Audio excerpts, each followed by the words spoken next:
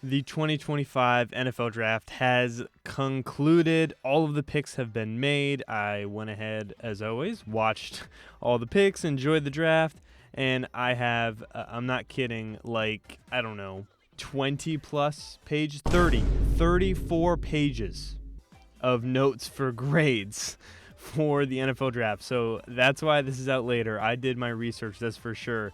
And I put graded every draft. Obviously, it's fun. You enjoy doing it. But I'll go ahead and let's share my thoughts on basically every single draft and every single pick and kind of how I think teams did and give my thoughts on it. I'll leave each team in the description. You can skip if you want to just see your team. I suggest if you want to maybe get educated, you could learn about every single team. But either way, let's go ahead and dive in. I'll do it based on a ranking system, so I'll start with the worst, number 32, to the best, number 1. And I'll give a grade as well for each team. So let's go ahead and get started with the team that I unfortunately did think had the worst draft this year. Starting off with the Minnesota Vikings. Obviously, I'll do it on this list. It shows you their grades, so you can just kind of compare and see. I do unfortunately think they had the worst draft of anyone. I'm not going to say it was terrible. I think last year, the worst draft, I would say, I can't remember what team I had, whether it was the Jaguars, the Falcons, the Titans, one of those three I didn't really love. I would say this Vikings draft is probably better than those three, so it's not like it's horrendous, but I did have it lower than a lot of others. I have it at a C-. That's where I have the Vikings draft. I kind of adjusted a little bit when I realized I had too many of one grade. So I moved them down to a C-, and they're in their own kind of tier in C-. They started off in round 1 with Donovan Jackson. I kind of gave that like a B- or a C+. I did feel it was a little bit of a reach, but they did have a hole at guard. So, I really kind of would have preferred maybe someone else. I mean, it seems like they really want a fully complete offensive line for J.J. McCarthy, because that was just the only slight hole, but even then they had someone there. He just wasn't amazing. But it objectively was a bit early. It was. And it wasn't what I necessarily expected. I would have really preferred to trade down. I really would have.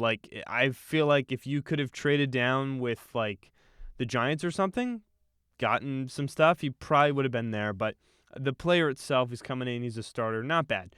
But it's probably their best pick, which I know sounds weird because obviously it's a first-round pick. But even value-wise, some of these other guys, they didn't have a second-round pick, so they had Ty Felton, receiver out of Maryland. He's not bad, but, I mean, I definitely think it was early. I would have liked a different position, maybe a trade down because you don't have a lot of picks, Minnesota. I mean, he was productive. He kind of cooled off, though, after Big Ten play, so I'm not the biggest fan. And, yeah, they needed receiver depth, but in the third round when they were better receivers, I don't know. I just don't really love that there.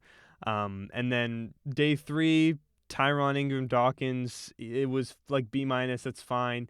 Betting on traits, Georgia edge, that's kind of where he's projected. Kobe King is a B. Maybe that's the best value of the draft for them. He's a good early down run stuffing linebacker in rotation. Probably not a starter, though, because of his limited role. And then Gavin Bartholomew didn't stand out at all as a tight end. So nothing really crazy here, to be honest. I really think, it's hard because they didn't have a lot, but I just don't love how they went about this draft. They didn't really take advantage of the value at all. Didn't trade down when they totally could have, especially when the guys that they took weren't great values anyways, or kind of they were a little bit of reaches, especially in the first and third round. Like I said, I don't know why they didn't just trade down with the Giants. The Giants wanted to trade up for Jackson Dart. They could have traded back. The odds that he would have been available at 34 were pretty high, and you get definitely some good extra picks because you were not having a lot of picks in the draft. I just don't know why they didn't do that, or maybe get another good guard there. There were a solid amount of guards. The Felton value didn't really love. I guess he's just replacing Jalen Naylor. Then the other day 3 guys they added, I didn't really like anyone, and I thought that they should have added like a safety. They didn't add any safeties. Really felt they needed that. Jackson's going to be solid, but aside from maybe King as a rotational guy, or maybe they hit on developing Ingram Dawkins, I don't love this draft. So they are the C- for me and ranked number 32. Sorry for the camera change, just had to switch it around a little bit. But next for me is the Detroit Lions. I have them at number 31, and I have them as a C. Round 1, they got Tyleik Williams, who I had initially graded as like a C kind of pick. I did upgrade it to like a C+. It was a bit surprising. I definitely would have preferred like an edge rusher here, but I moved it up to a C+ because he is not bad. Like I C kind of sounds like they're really not worth it. Like he's gonna be a solid player for them. Just wasn't really a first-round guy for me, but it is near the end of the first, and seems like they got a guy that they preferred, who's really good at stopping the run. He just hasn't really shown pass rushing upside, but I don't think it's that bad. It's just not ideal. Round 2, they did get Tate Ratledge out of Georgia, like a B+, solid guard, tested well athletically, kind of technically sound, but it was a potential hole for them at one of the guard spots, and clearly they value a lot of offensive linemen, all their offensive linemen being good when they start, so that's good there. But then like after that, and even those two are like fine. I'd say like, hey, not bad, just value-wise is kind of eh. But then this one was crazy. They trade up. They go to number 70, so the top of the 3rd round, and get Isaac Tesla out of Arkansas, which let's just say they pick him at, let's say they had the 70th pick anyways. If they pick him at 70, it's like a C- pick. Like he had gotten a lot of buzz later on. Like I had definitely looked into him a bit. He's a big slot with great athletic testing, like very good athletic testing for his size is really cool. He's only played 2 years and hasn't even eclipsed over 1,000 yards in that 2-year span combined. Only 62 catches and 5 touchdowns over 2 years of play. Very much a developmental, like, big slot who you're trying to get to be like Nico Collins, I guess. Again, I don't think it's a horrendous pick itself. There were definitely other guys I would have preferred if you're going to take a receiver, let alone them taking a receiver in the 3rd round. Some people like him because his potential is crazy. But at 70, when you traded up, you gave away like 3 extra 3rd-round picks. 3 extra 3rd-round picks. I think it was 2 or 3 next year. Maybe it was 1 this year and 2 extra 3rd-round picks next year to trade up for Isaac Tesla, who wasn't probably going to go around that range anyways. And the room that they have, like, I mean, the Jameson Williams trade rumors, like, maybe that's why. Them having to rely on, like, 32-year-old Tim Patrick. Like, sure, you want another receiver. But Amon-Ra is already super successful in the slot. Why? And Laporta goes in the slot. Why are you taking a guy that's probably going to play a lot in the slot?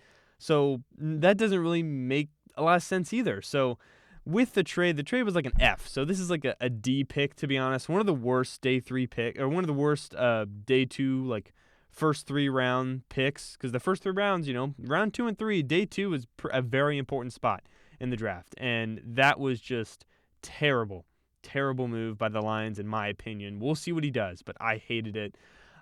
Then after that, Miles Frazier, another guard, but it is good value, more O-line depth. They double dip there, so really trying to get the value there. You can't really hate it. One of these guys, plus is like the Christian Mahogany that they got last year. One of them is going to be their starting guard, and you'll think that one of them will be good. So definitely they got that O-line fixed up pretty quickly. And then after that, they got Ahmed Hassanian, I think is how you pronounce that. Pretty cool story. He's from Egypt, barely played football at all, went to Boise State. Good developmental guy in the 6th round, solid production from Boise, good athlete, very raw. Dan Jackson, special teamer. Dominique Lovett, just fast. That's about it. So, I mean, they come out of this draft with,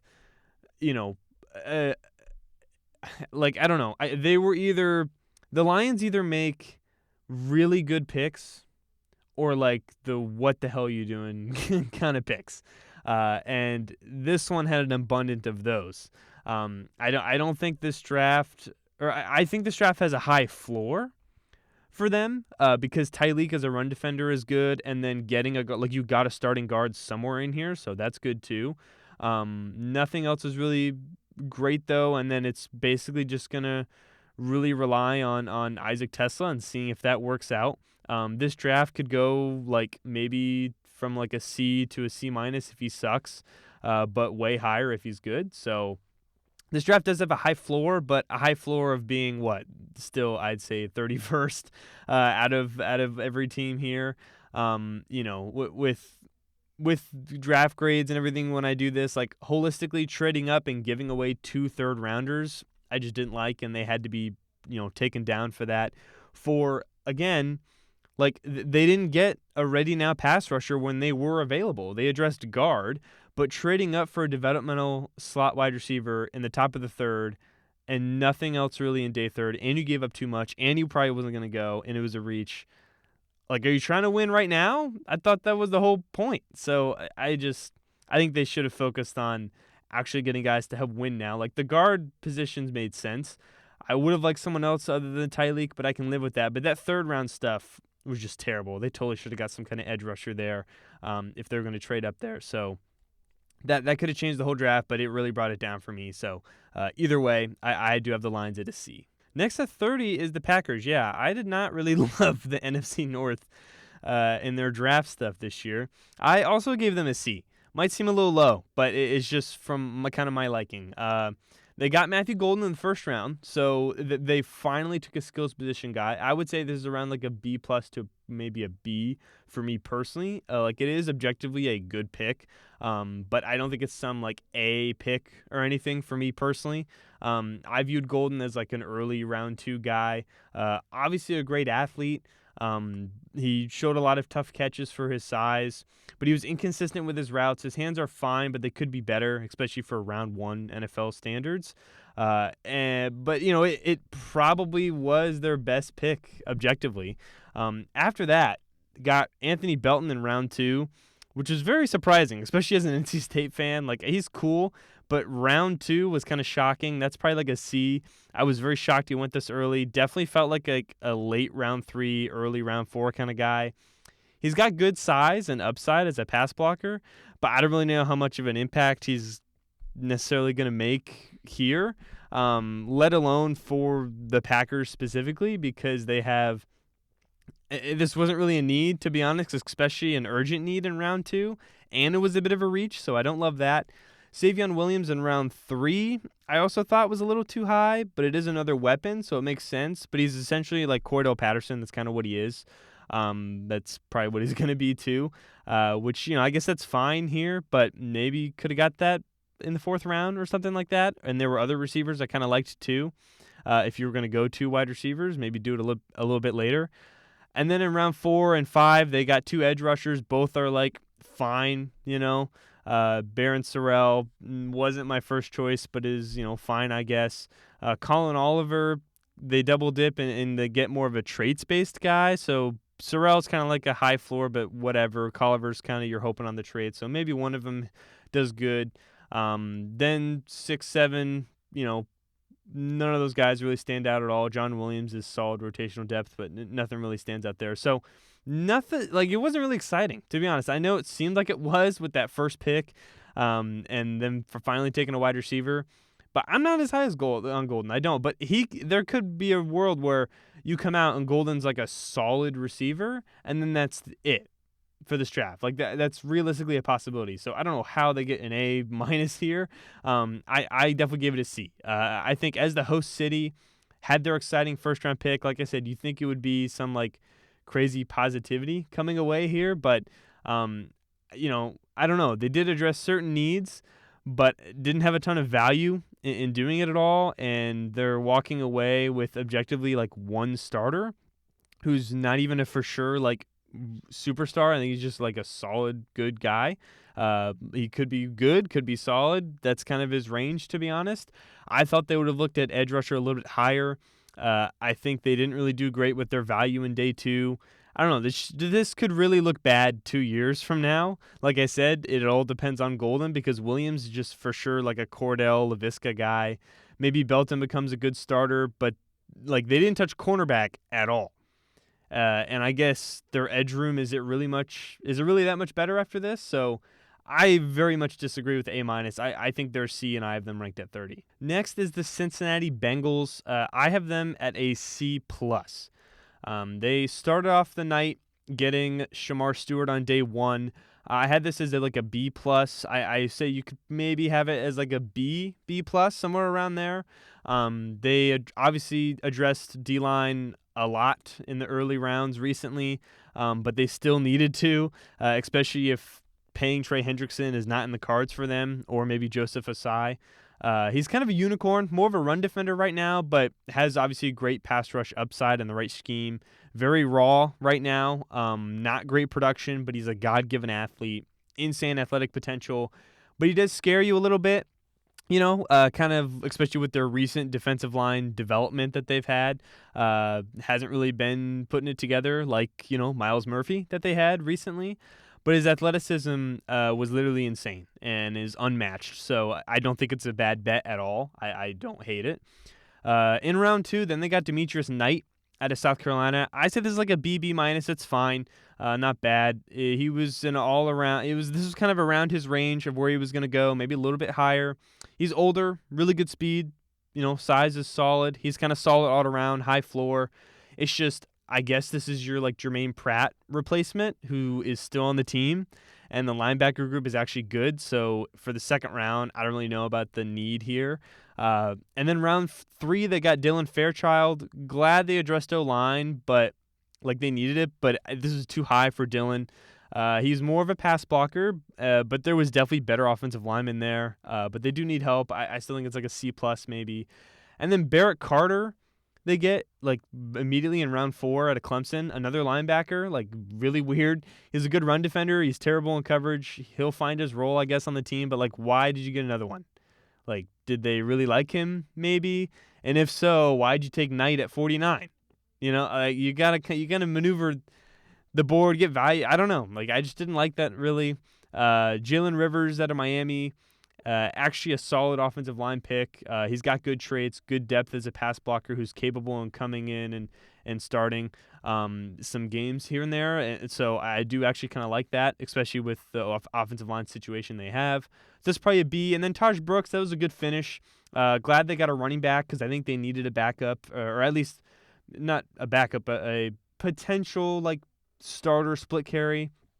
He is not going to be a superstar or anything. He'll be solid. He's got a high floor. He's consistent, good blocker. Not really a receiver, but he's got good vision. Not a crazy athlete, kind of like Carlos Hyde. That was my comparison. But it seems like they really like Chase Brown in the year he had last year, so he's probably going to be the starter.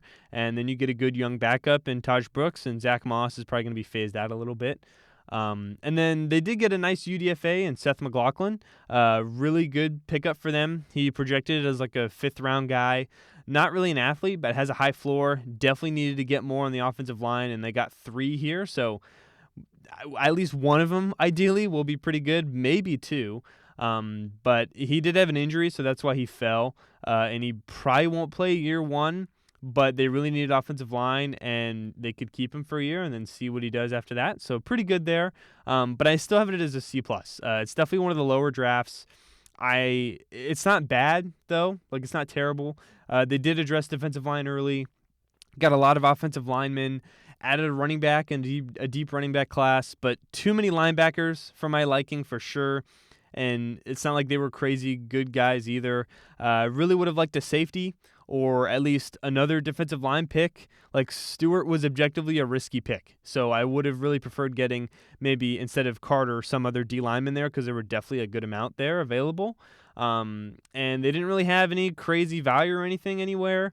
McLaughlin deserves a mention because that was a good free agent pickup. Moved it up a little bit. But I have them at like a C+, ranked at number 29. Yeah, maybe a little surprising, but next for me is the Jacksonville Jaguars. I have them at a B-, but B- held up by Travis Hunter. I think I was definitely lower on the totality of draft grade for them, but that's kind of what I viewed it as like a totality draft grade. And like I said, it's being held up by Travis Hunter. This could be a little bit higher. Maybe I'm a little too harsh. I think, the most I say you could move it up to would be a B. But even then, I'd probably still put it around like the 24th, maybe 23rd best draft. So somewhere around this range. I don't have time to change it, so I'll just leave it here. But just know this is the one B-. I think I could feel comfortable moving up to a B. But obviously they come in, get Travis Hunter out of Colorado, trade up for him. And this new young regime, like they come in and they were very aggressive, moved up for their guy. They traded objectively a lot. They did. And they're really betting on their success next year. But it's possible that they do, and I don't really hate it. Obviously, it's, with it not being a quarterback, it's hard for him to make such a massive impact. And it does make you question it a bit, but they're really betting on a prospect that we've almost never seen before, so I can't really hate it. If he can reach the heights that he might be able to, it's totally worth it. Like, he'll come in, isn't really forced to play one side, can kind of do whatever. They need receiver and corner anyways, so, pick obviously is an A. The trade up was kind of like a C, C-, so I kind of equaled that out to like a B in total. And then obviously they didn't have a second round pick because they gave it up for the trade, gave up their first round pick next year too, so did give up a lot. But then round 3, got Caleb Ransaw, too high, definitely a question mark, like a C-. 2023 was way better than 2022 for him, or 2024 for him. Played mostly slot. There were just better guys on the available. His athletic testing was really good, so maybe that's why it has some merit there. But take guys that are good right now. Like, they already have slot corners. Like, I don't know why they did this. But then Wyatt Milam was a really good pick right after. That was definitely an A. Much better. I think he's an immediate starting guard for them, but only a guard, definitely. But they do need that a lot. Definitely need a guard there. But had a really good balanced year, very smart. I think this is good value. This is the one that makes me want to push it up a little bit to a B. It's just I would have to figure out the rankings and everything after that. But like I said, I'd be fine moving this up to around like 24 or something like that. But B- somewhere around there. Anyways, let me continue. Then, day 3 comes around, and they have a lot of picks. So they get Bashal Tutin pretty early. This is like a B- for me, maybe C+. I was not the biggest Tutin guy. He definitely had a lot of people that really liked him. He's smaller, inconsistent, but has a ton of forced missed tackles. Not a receiver. For me, though, he's had too many fumbles. He has had 8 fumbles in 2 years in college. Not really a high carry guy. Probably going to play a solid role here, but I really would have preferred other players. Jack Kaiser at Notre Dame's solid. He's not bad, but they do have a lot of linebackers, so I don't really know about the value here, but he is good. Jalen McLeod, why? I don't know why they took this. He's long arms, solid speed, but you have a ton of guys here already. And then Lane, balanced safety, good depth there.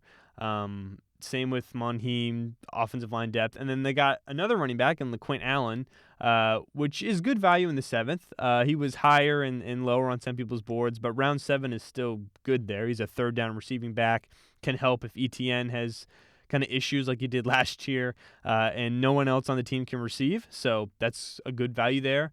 It's just hard for me to push it up too much. So really for me, they get backups. Too hard on linebacker. I mean, very interesting draft for the new regime. They made a splash, obviously, in the beginning. Some hate it, some love it. I'm more in the middle, but probably more on the positive side because if Hunter becomes what we think he can, it could be a Hall of Fame stuff like we've literally never seen. Just depends on, obviously, how they do next year because they gave up their first-round pick. So that's going to affect a lot of the stuff. And with them doing that, I don't know why they didn't prioritize guys that can help right now. Like, there were at least 1, 2, 3, 4, 5 picks that were like, okay, why this isn't really helping us right now, and maybe it wasn't, like, I had a question mark. Day 3 was a lot of depth, so I guess that's fine. But they probably could have got some more potential starters in here.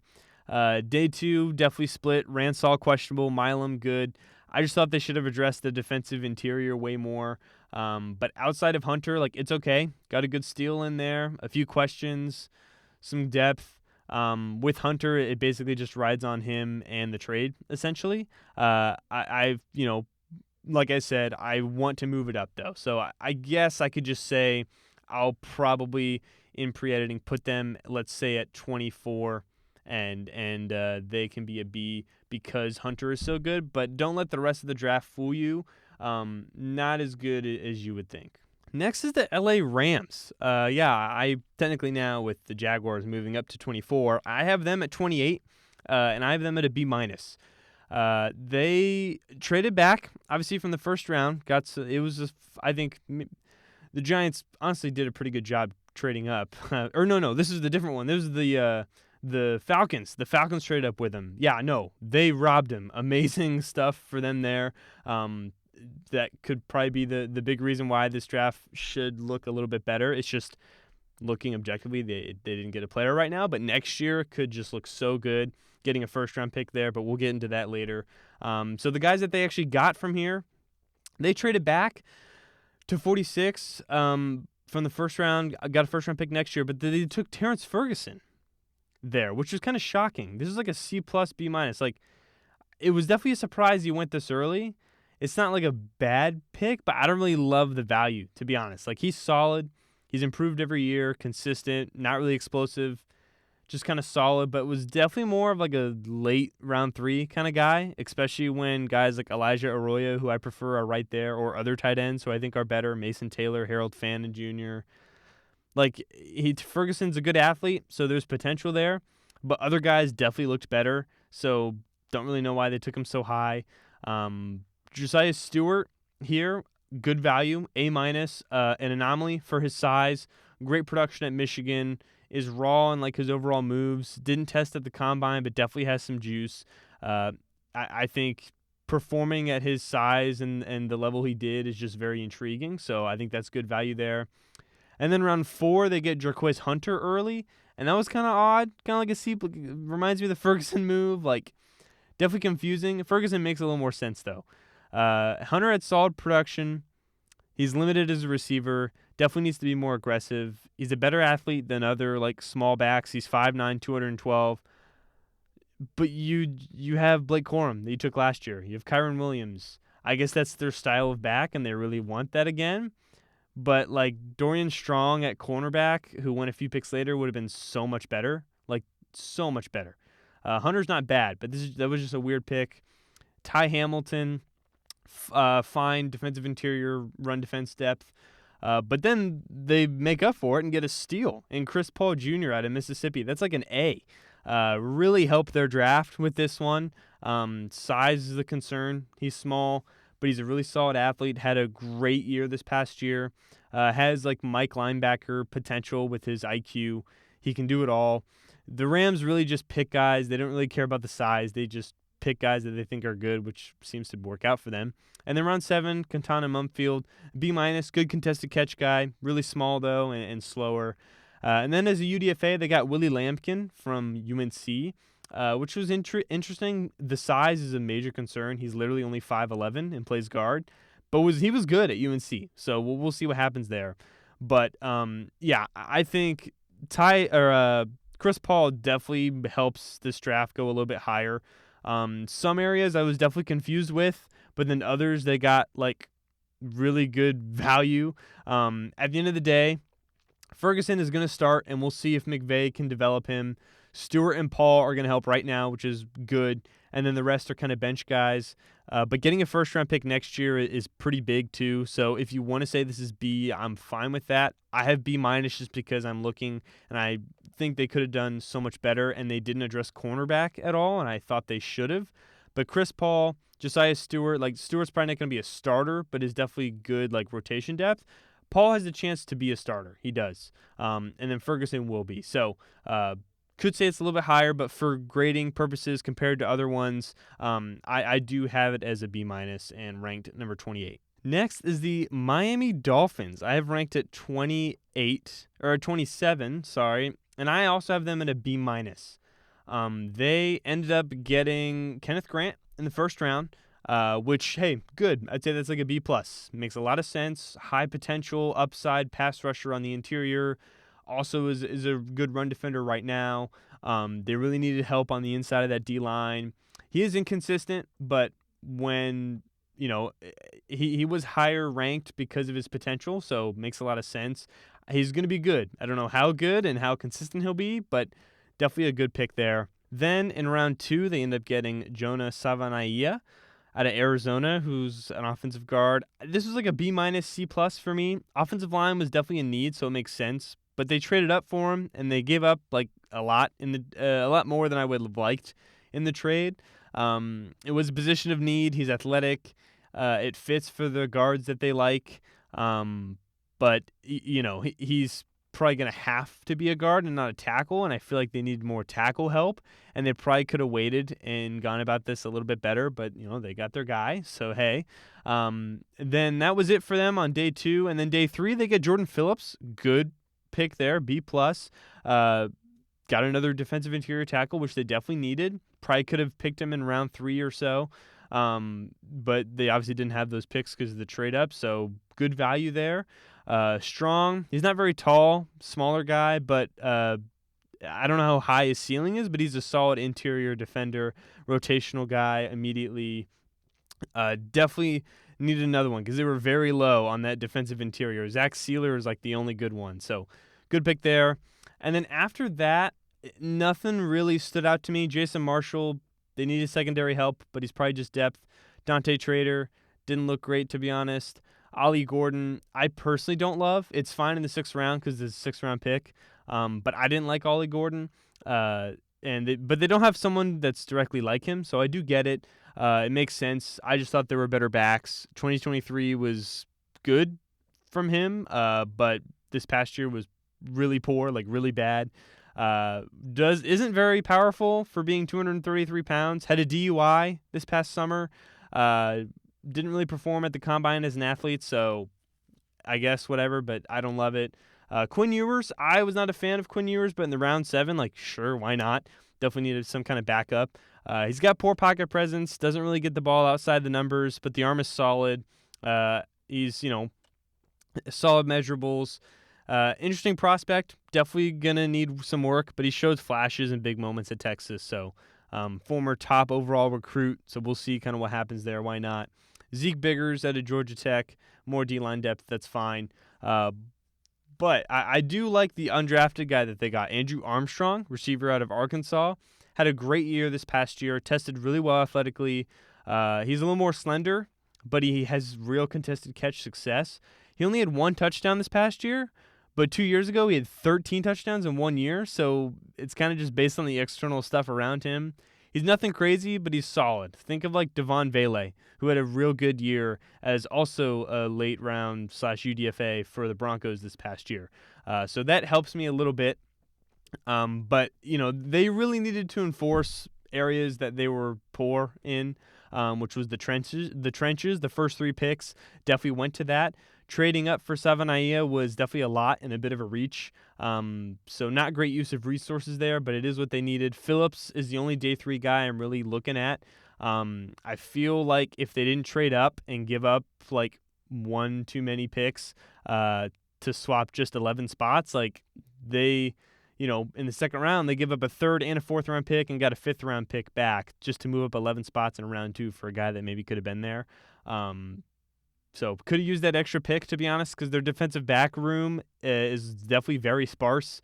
Like Storm Duck might have to start again, or maybe hopefully they find someone who can step up and be a little bit better, especially if Jalen Ramsey and the rumors that he's gone and traded, like that's going to make the room even worse, which for a team that, like, I wouldn't be surprised if they clear house next year. Like, I kind of would have liked for them to take a little more chances to help the team right now, but they did address other needs, which makes sense. So maybe the team just has a lot of work to do, but it's not bad. I have it as like a B-, but still objectively ranked in the lower end. Next at number 26, I have the New York Jets. I have them at a B- as well. They ended up starting off with Armand Membu in the 1st round. I gave that like a B+. Similar to the Will Campbell pick, like it's a good pick, makes sense for the O-line. Probably won't be like a top 7 player in the class, even though he's picked at 7, but still good for the need. He was for sure a top 2 offensive lineman for me. I'd say number 3 if, Simmons is totally fine, but he isn't. Josh Simmons with his injury maybe, so definitely at least 2. Probably going to be a little bit weird for a guard position, or for a tackle position, but definitely should still try it, and probably going to be a little bit better at guard, but they do need a tackle, so he's probably going to play it there. Need a guy opposite Olu Fashanu. Round 2, they got Mason Taylor, around like a B to a B plus for me. Was getting a lot of round 1 hype. The Rams probably really wanted him, but he fell to the second where he around here should have gone. Tight end was definitely a need for them. I'm not as high on Taylor as other people are. I thought Arroyo was better, but this definitely isn't bad. He's consistent, really good hands, won't do much after the catch, needs to be a little bit stronger at the catch point, but he had good testing, so it makes sense. Azire Thomas out of Florida State. This was like a C plus around there for me. Like, it does make sense. It's around-ish where he should go. But, they'd want someone on the outside opposite of Sauce Gardner after losing DJ Reed. I just don't love him. Like, he's consistent, ideal size, but he's slower. And in the scheme they play, that's a little bit concerning. Kind of like how Terrion Arnold was last year. The speed kind of hurts the way they play up, very up close. So production wasn't anything crazy. He is really young, though, so they feel like they can develop him. I was definitely a bit lower, though. It's not bad. I just would have preferred like a safety or a defensive interior guy. Then they start off day 3 with Arian Smith, one of the worst picks. I hate this pick. Like, way too early, super poor this year. All he did was run fast. There are so many other better receivers out there. Like, this is a horrendous pick. But then they get Malachi Moore, which is a really good pick in the 4th round. Like, their best pick for sure, value-wise. He's versatile, smart, not a crazy athlete, but had great production, really high floor for a back coverage safety, which they were lacking. Not crazy, like, absurd value, but I think real good value. It makes a lot of sense. And then after that, Francisco out of Miami, like, he's a good athlete, but really wasn't anything that good, especially not in the 5th round. And then Tyler Barron is solid pass rush depth. So with, a lot going on here, the ups and downs of the Jets draft kind of puts them at a B minus here for me. It's not bad overall. Membu was good and probably will be good, I think. Day 2 players weren't bad. I just didn't really love the values. And then day 3 could have been a lot better, but Moore really saves it for them.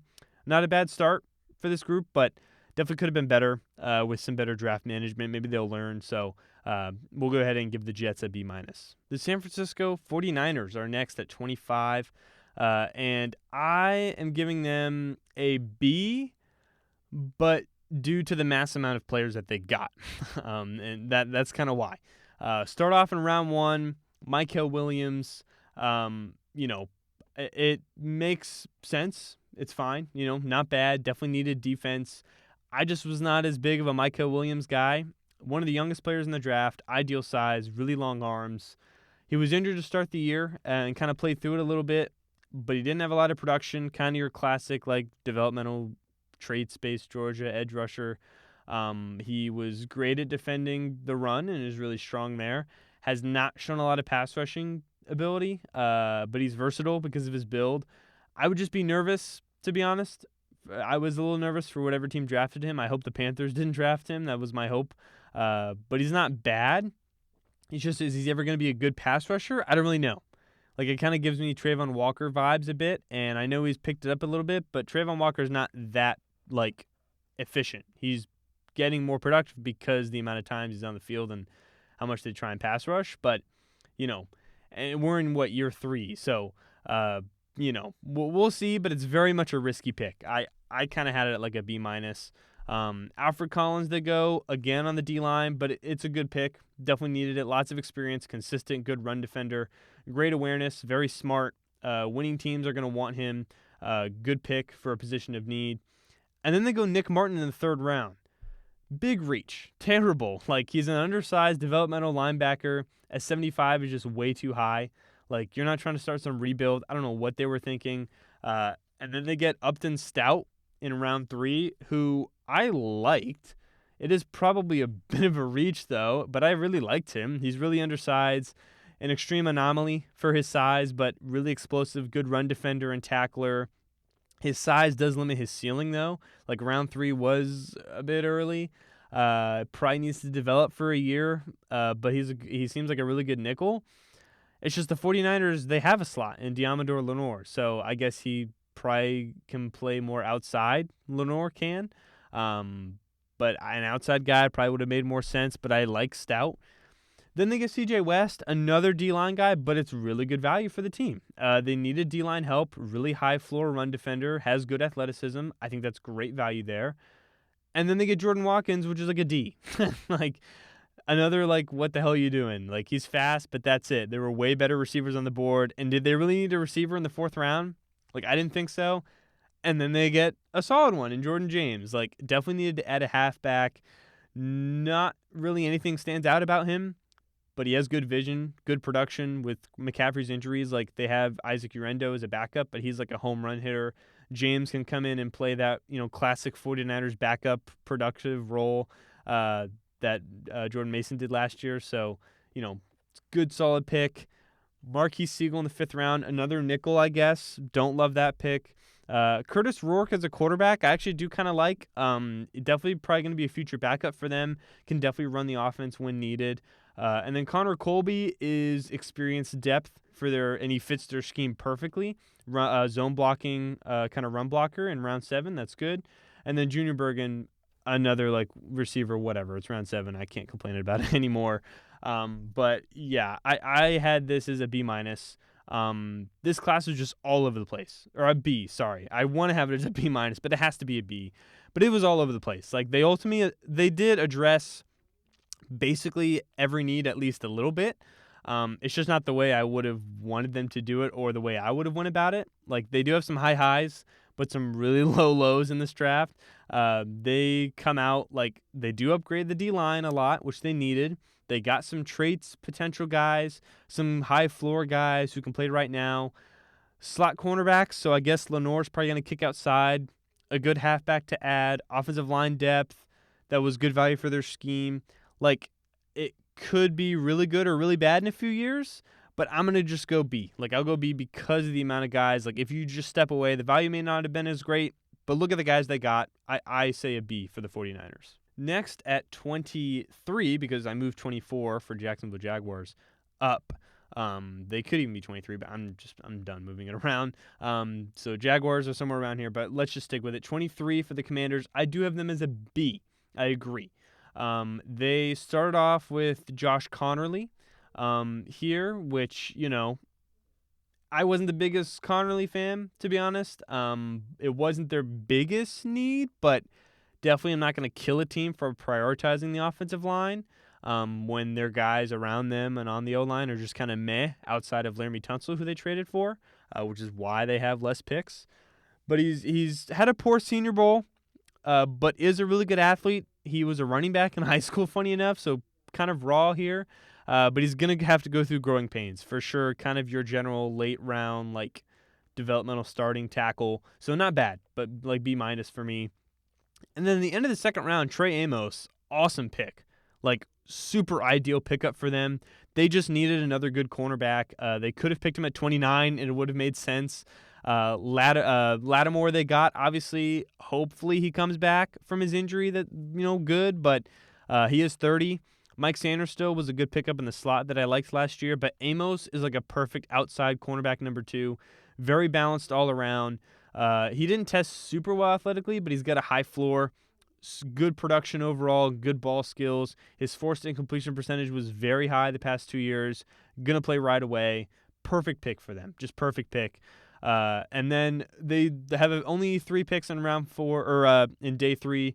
Jalen Lane out of Virginia Tech. I think that's not bad. Solid value. I think is going to be better than McCaffrey right away.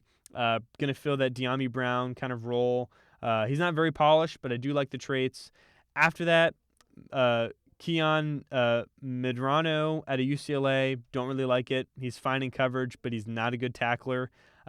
Terrible tackler. He missed 1 in every 4 tackles in college. Really don't like that.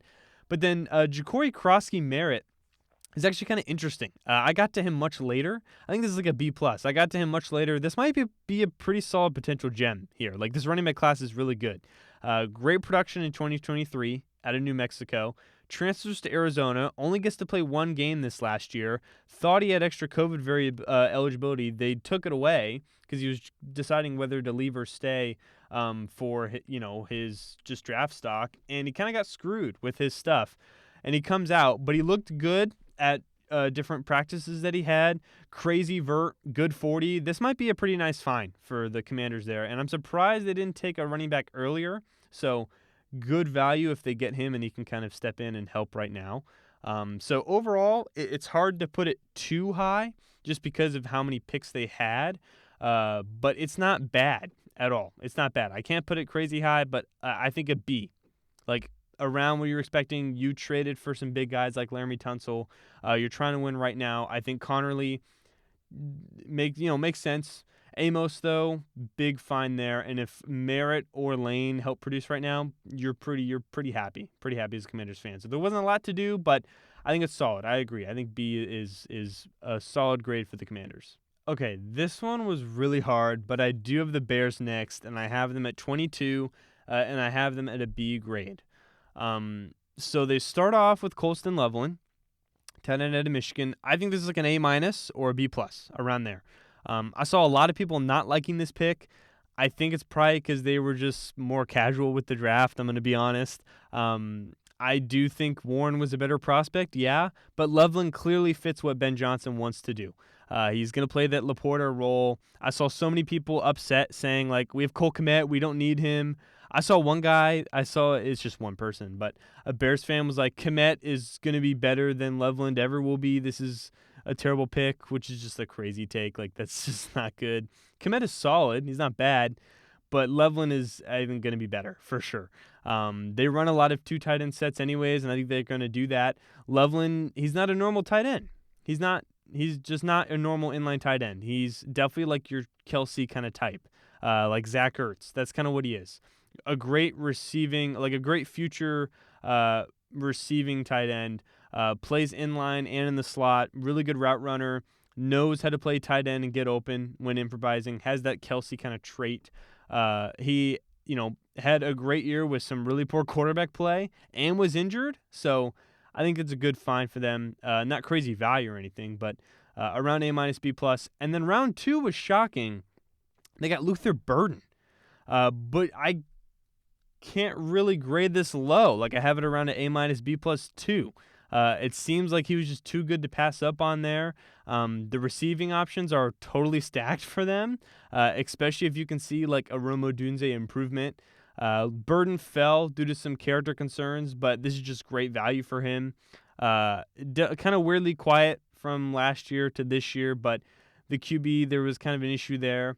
He's a former basketball player, great athlete, should be, I think, more aggressive, but he has a high ceiling as like a potential wide receiver 1. He can play on the outside, probably going to play more in the slot though. He's not too far off from DJ Moore, to be honest, but can be used in like a Deebo Samuel kind of role, I think. So he's not really taking anyone's specific spot here. They just went BPA, best player available, so hard to complain here. I get the skepticism though, because of what they potentially need. And then round 2 as well, because they, have the Panthers trade.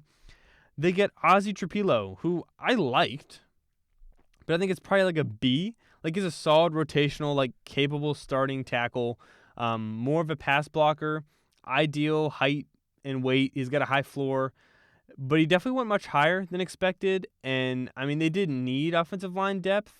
I guess Braxton Jones does normally miss a few games here and there. And Kieran Abadaji, they did take last year, day 2, who's like a developmental tackle. But this is expensive, to be honest, for a guy that's going to play that role in round 2. So I guess maybe I would have preferred like defensive line because that's a bigger need. But they also go with that with their third second-round pick in Shamar Turner. But I don't really love Shamar Turner. I think this is a little high too. Like, it is D-line, which they needed. But I think it's a little high. I'm not a big Shamar Turner fan. Like, he's a good athlete. He struggled in changing positions this year. He's got good hands. good passion for football, but it's hard to really pinpoint like how he's actually going to be. He played across the whole line. Definitely like betting on a traits kind of guy. Like he's a good athlete. I had defensive linemen though that I liked more on the board that can help right now because it seems like they want to try and win right now. So I would have preferred other players there or maybe a better guy at 56 or something like that and maybe get Ozzie here. And then day 3, there's only one pick I really like Ruben Hippolyte. Never heard of him. Was the first guy I had not heard of at all. I mean, just an F. Like, waste of a pick. Just a height, weight, speed guy, special teamer. I guess a heavy developmental linebacker in the 4th round. Don't like it. Zach Frazier, he's trying to be the next Tariq Woolen. So, went to the same school, converted wide receiver, but he's a potential, developmental corner. Luke Newman at Michigan State, don't really see much here. And then Kyle Monangai is good value at a Rutgers, A-. But I would have thought they would have targeted someone earlier. I like Kyle for the value here, for sure. He's a really good pass protector. Had a very similar year, 2 years in a row, but was graded much lower this year than last year. So I don't really know why. He has had no fumbles on 600 carries, so a very high floor runner. He's kind of like Khalil Herbert, basically. That's what he is. And he'll be good in the rotation here. Again, good value. But I would have liked for them to go someone earlier. So this is a very tough grade, a tough kind of team to talk about, tough draft. Because I like the players they took. But, due to what they needed coming in, I don't really think they fully got that. Loveland and Burden are players I really like. It's just, do they have too many cooks in the kitchen, maybe? Do they have too many guys that need the ball receiving-wise? Maybe. Loveland, I understand, and was clearly planned. Burden was definitely he's falling, we have to pull the trigger. And I really like him. I just would have preferred edge or D-line. Halfback, I definitely thought they would have targeted early, sometime in round 2, and they had a lot of ammo to potentially do that. They get Ozzie, who I like, which sucks. And he's a solid pick, but he won't do a ton right now and probably wasn't going to go anywhere between that second-round pick and their other one. And then they take Shamar Turner over, other guys that I liked better on the D-line. There were other ones I preferred. And then their day 3 wasn't really anything crazy, and they had one of the worst picks in the draft. They snagged Monangai, who's solid, but that's kind of it. In a great halfback class, I really thought they would have got someone there. Or added one more defensive lineman, kind of would have hoped for that.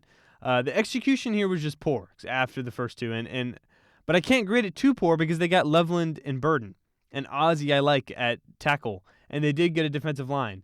It was just the plan I didn't really love, and there were so many ways I think you could have gone back in this draft that would have been much better for the Bears for what they need and makes them a more complete team and just makes people feel much better about what they're doing, being a potential playoff contending team next year. I'm not saying they won't be, but I think it could have went a way that maybe was much easier for them to do that and fill some of the holes. But it's not. It's good because of the players they got. So solid, good draft around 22, and I have that as a B. Next is the Denver Broncos. I have them at number 21, and I have them also at a B.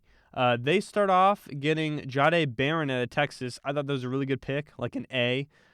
Just let the board fall to you. He's going to be really good for sure. Obviously, it wasn't their top need, but they don't really have a great slot corner, so I'm really cool with it. Arguably the best cornerback from this past season.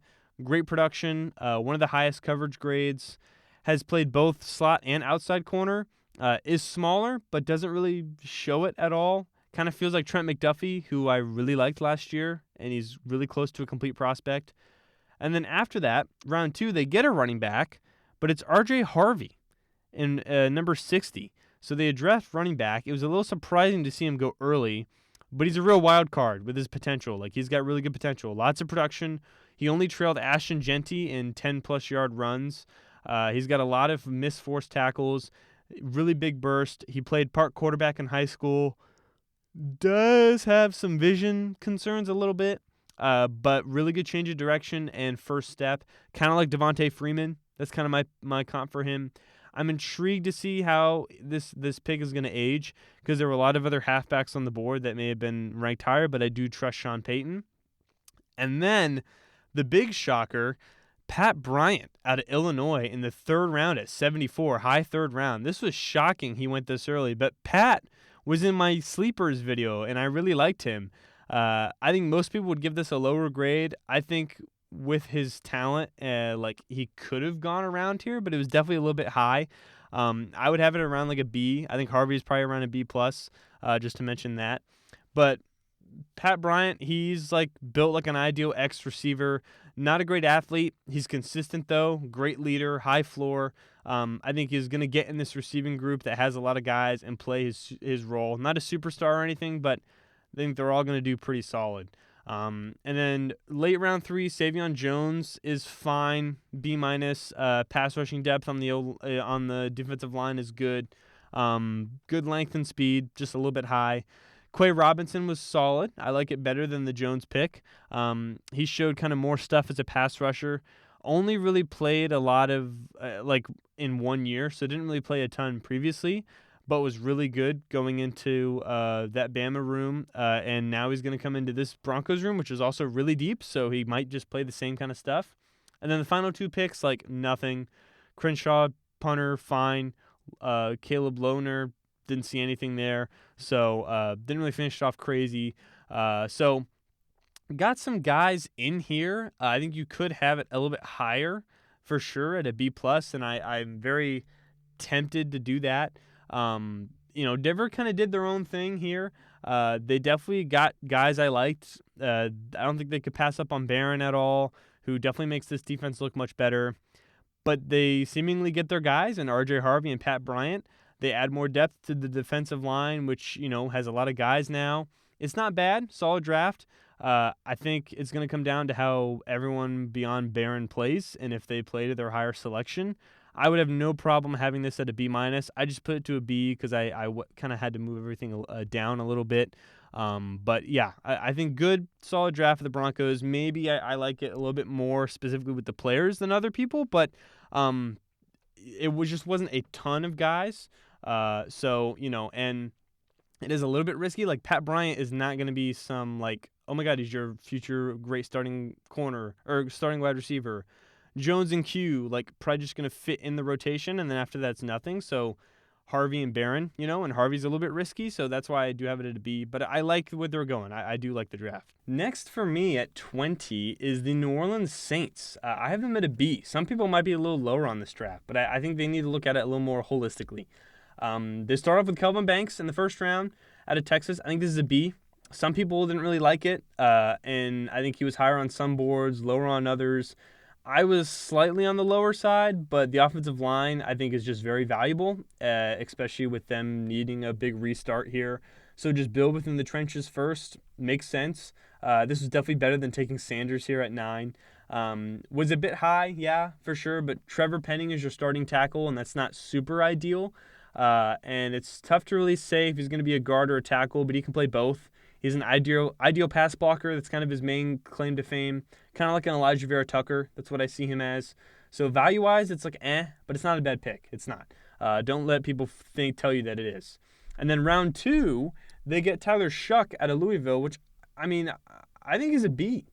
Like, people freaked out, but it makes sense. Like, they need some kind of viable guy at quarterback. And Carr seems like he's probably not going to play this year. Rattler did not show you enough to be a starter. And Shuck has he had a lot of hype coming in to the draft, like in the later round or later leading up to the draft, because people got to his tape and they really liked it. He's much older, so he can come in right now and play. And I think the Saints just really preferred him over Sanders because of his mobility. And Kellen Moore doesn't really like pure pocket passer guys, and probably just liked him better as a, kind of what he'll be in the locker room. It is a bit high, yeah, for him, but it's quarterback, so they're going to get pushed up. But he was a former high recruit, has 4 years in a row of injuries, so that's why he's still here. But he was healthy this year and looked really good. Has a really good arm, is mobile, capable of making all the advanced processing stuff. Only thing is just when pressure comes, he does get scared. So the Saints definitely pouring into the offensive line makes sense, just good in general. The pressure thing might be a big hold back, like kind of thing that holds him back because it can create a pretty poor turnover from time to time. I don't think he's ever going to be a high ceiling player at all, but it does objectively make sense. And he can and probably will start this year. He obviously is lower as a starter, but I think he can start right now and see where it goes and let the Saints kind of build out from there. And if they get to a point where they want a higher end quarterback, they can do that after they already have a better roster and get out of cap debt and all that stuff. So a B there. Vernon Broughton out of Texas, I thought it was a B+. I looked into him recently. They definitely needed interior defensive line help, and I like his upside as a potential pass rushing interior threat. It feels like they probably needed more of a run defending guy, but I do like him as an interior presence. Jonas Sanker, around like a BB-. I liked him a bit early. They took him over better safeties, but he has a high floor, aggressive. He's not bad. Danny Stutzman at Oklahoma, pretty good pick. He's like a run-thumping or a thumping run defender. Poor in coverage, but tested well speed-wise. Probably going to just add to the linebacker room. Round 4, they also get Quincy Riley out of Louisville. Fell off from 2023, had injuries, smaller hands, not a tackler, but he was good at the Senior Bowl and really good in 2023. 2024 was not so good, so maybe taking a potential swing there that might be good, and they needed cornerback help. And then Devin Neal in the 6th round is awesome value. That's like an A. Really good value here. Definitely needed to add to this halfback room. He's KU's all-time leading rusher. He's tough, good intangibles, good athlete. Speed was the only thing that was kind of okay, but he can play all 3 downs, very high floor. He can play right now. I would probably have preferred him to go to a team that can compete right now that needs a running back, but objectively, he's still a really good player for them. Malika Matavo, high floor backup, and then Fadil Diggs had great athletic testing off the edge, so might be solid production. And then Marcus Yarns is an undrafted free agent that's a solid running back. So could honestly even be a little higher, but lots of Bs. That's kind of what I see, like a pretty solid start. Like I'm higher on this draft than most people are. I saw like a D+ or a C grade for this draft. I don't really think so. I think people aren't really looking at it in totality. Like there aren't any insane picks or great picks, no.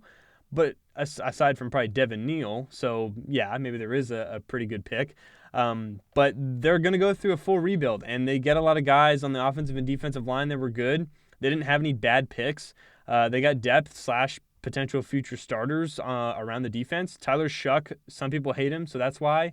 But I think you should just stop focusing on him over Shadur. Like, objectively, they're much closer than you think, and he fits their situation right now. So, honestly, I debated a B+. I really did, but I'll go with a B here. So, Saints fans, if you're getting kind of crapped on for your draft, like, objectively, I think this is a good draft. So, I don't hate it at all. So, pretty good pick. Pretty good list. Multiple picks for you guys in your draft this year. Next up, I have the Buffalo Bills at 19. This one is a B, but really close to a B+, like very close. They start off with Maxwell Harrison. This is like a C plus B- for me. It seems a little bit harsh, but I get the pick. I do. He just was not my top cornerback there. He's a crazy athlete, but the tape is kind of Same with production. Was injured in 2024. 2023 was much better. Ran a 4.28. So that's kind of why he's going up here. He's not very strong, so I don't really know about his ability in man. So I would be cautious playing him immediately and in what specific role. He's going to be expected to play early, though. So, obviously with a first-round pick, you hope your guys play. I don't want to put this kind of down early, but it feels maybe like a Kaiir Elam all over again. But I definitely understand this move, and I think I maybe would have preferred more of a ready now corner, but luckily, as we'll get to it, they kind of did address that later on, so it makes this pick a little bit better, and it's why I moved it up a little bit. Then they get TJ Sanders in the 2nd round, and this is also kind of like a B- C+. Like, they traded up to get him. He has gotten better every year, a good bull rush, not a crazy athlete, more pass rushing, wasn't bad run defending. This was like around-ish where he was ranked, but I would have preferred more of like a pure run defender inside, and considering that's kind of a weakness that they have on their interior there, I don't really know why they traded up, though. I don't really get it. Like, I liked other guys that were available if they were going to trade up. He's not that He's not that dissimilar from Oliver style-wise. Like, he's not bad, but it's a little bit questionable. But then they end up getting Landon Jackson right after in round 3, which is like an A-. Really good value. If this was round 2, would have made more sense. Interesting prospect, really big. Was amazing versus the run last year. Tested phenomenally athletically. Wasn't really like a standout at the senior.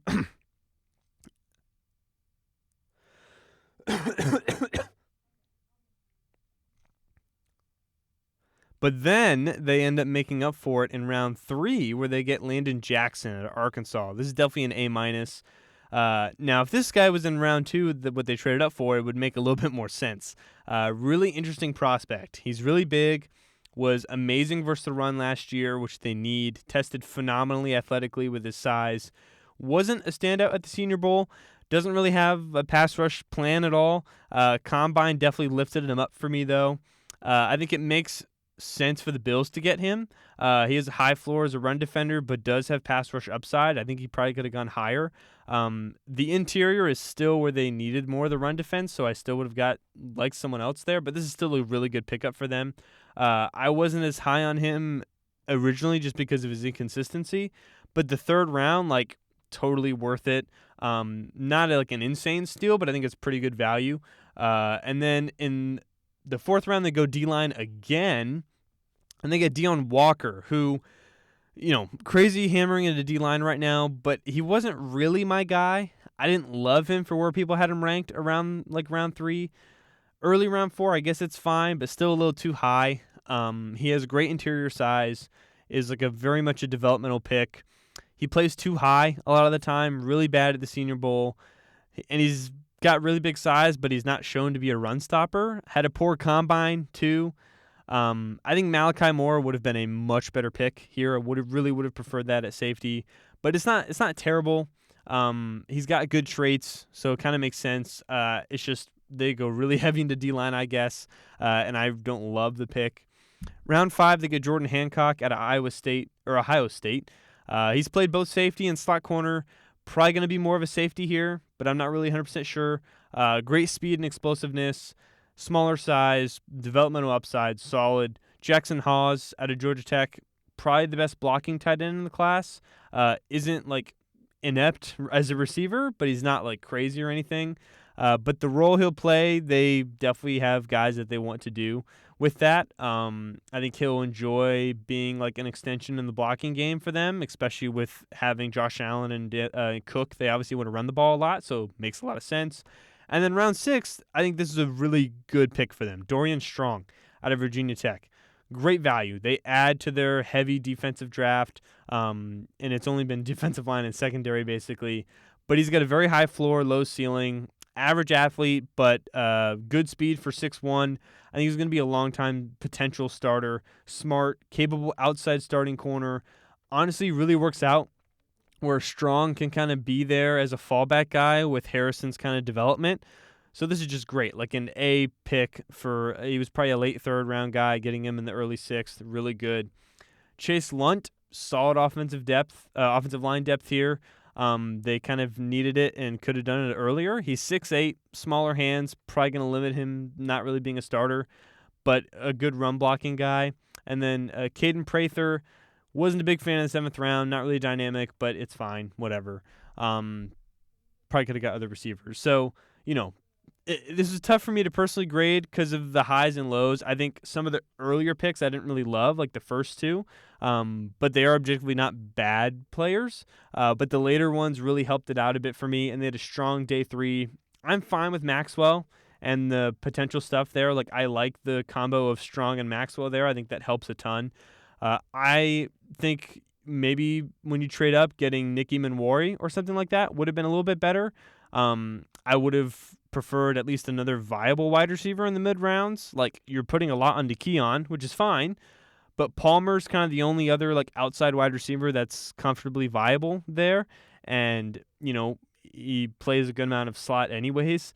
But they got some players for sure, especially on the defense. I see the vision for the run blocking as well and the help offensively. heavy defense, needed some upgrades there, and they definitely got some high floor starters right now. Some bets on some higher ceilings. It's a solid to good draft. I think very close to a B+, but I'll keep it at a B just because of the way they went about that TJ Sanders kind of ish. Don't love Deion Walker, but objectively would be fine with a B+. Very close, but I have them around 19.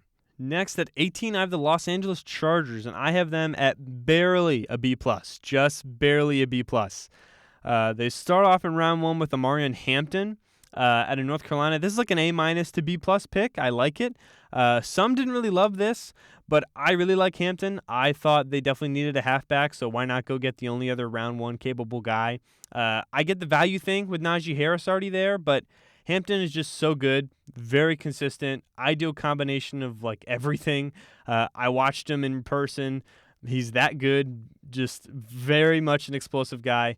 Less fumbles and better size than Genty too, so maybe that's something there.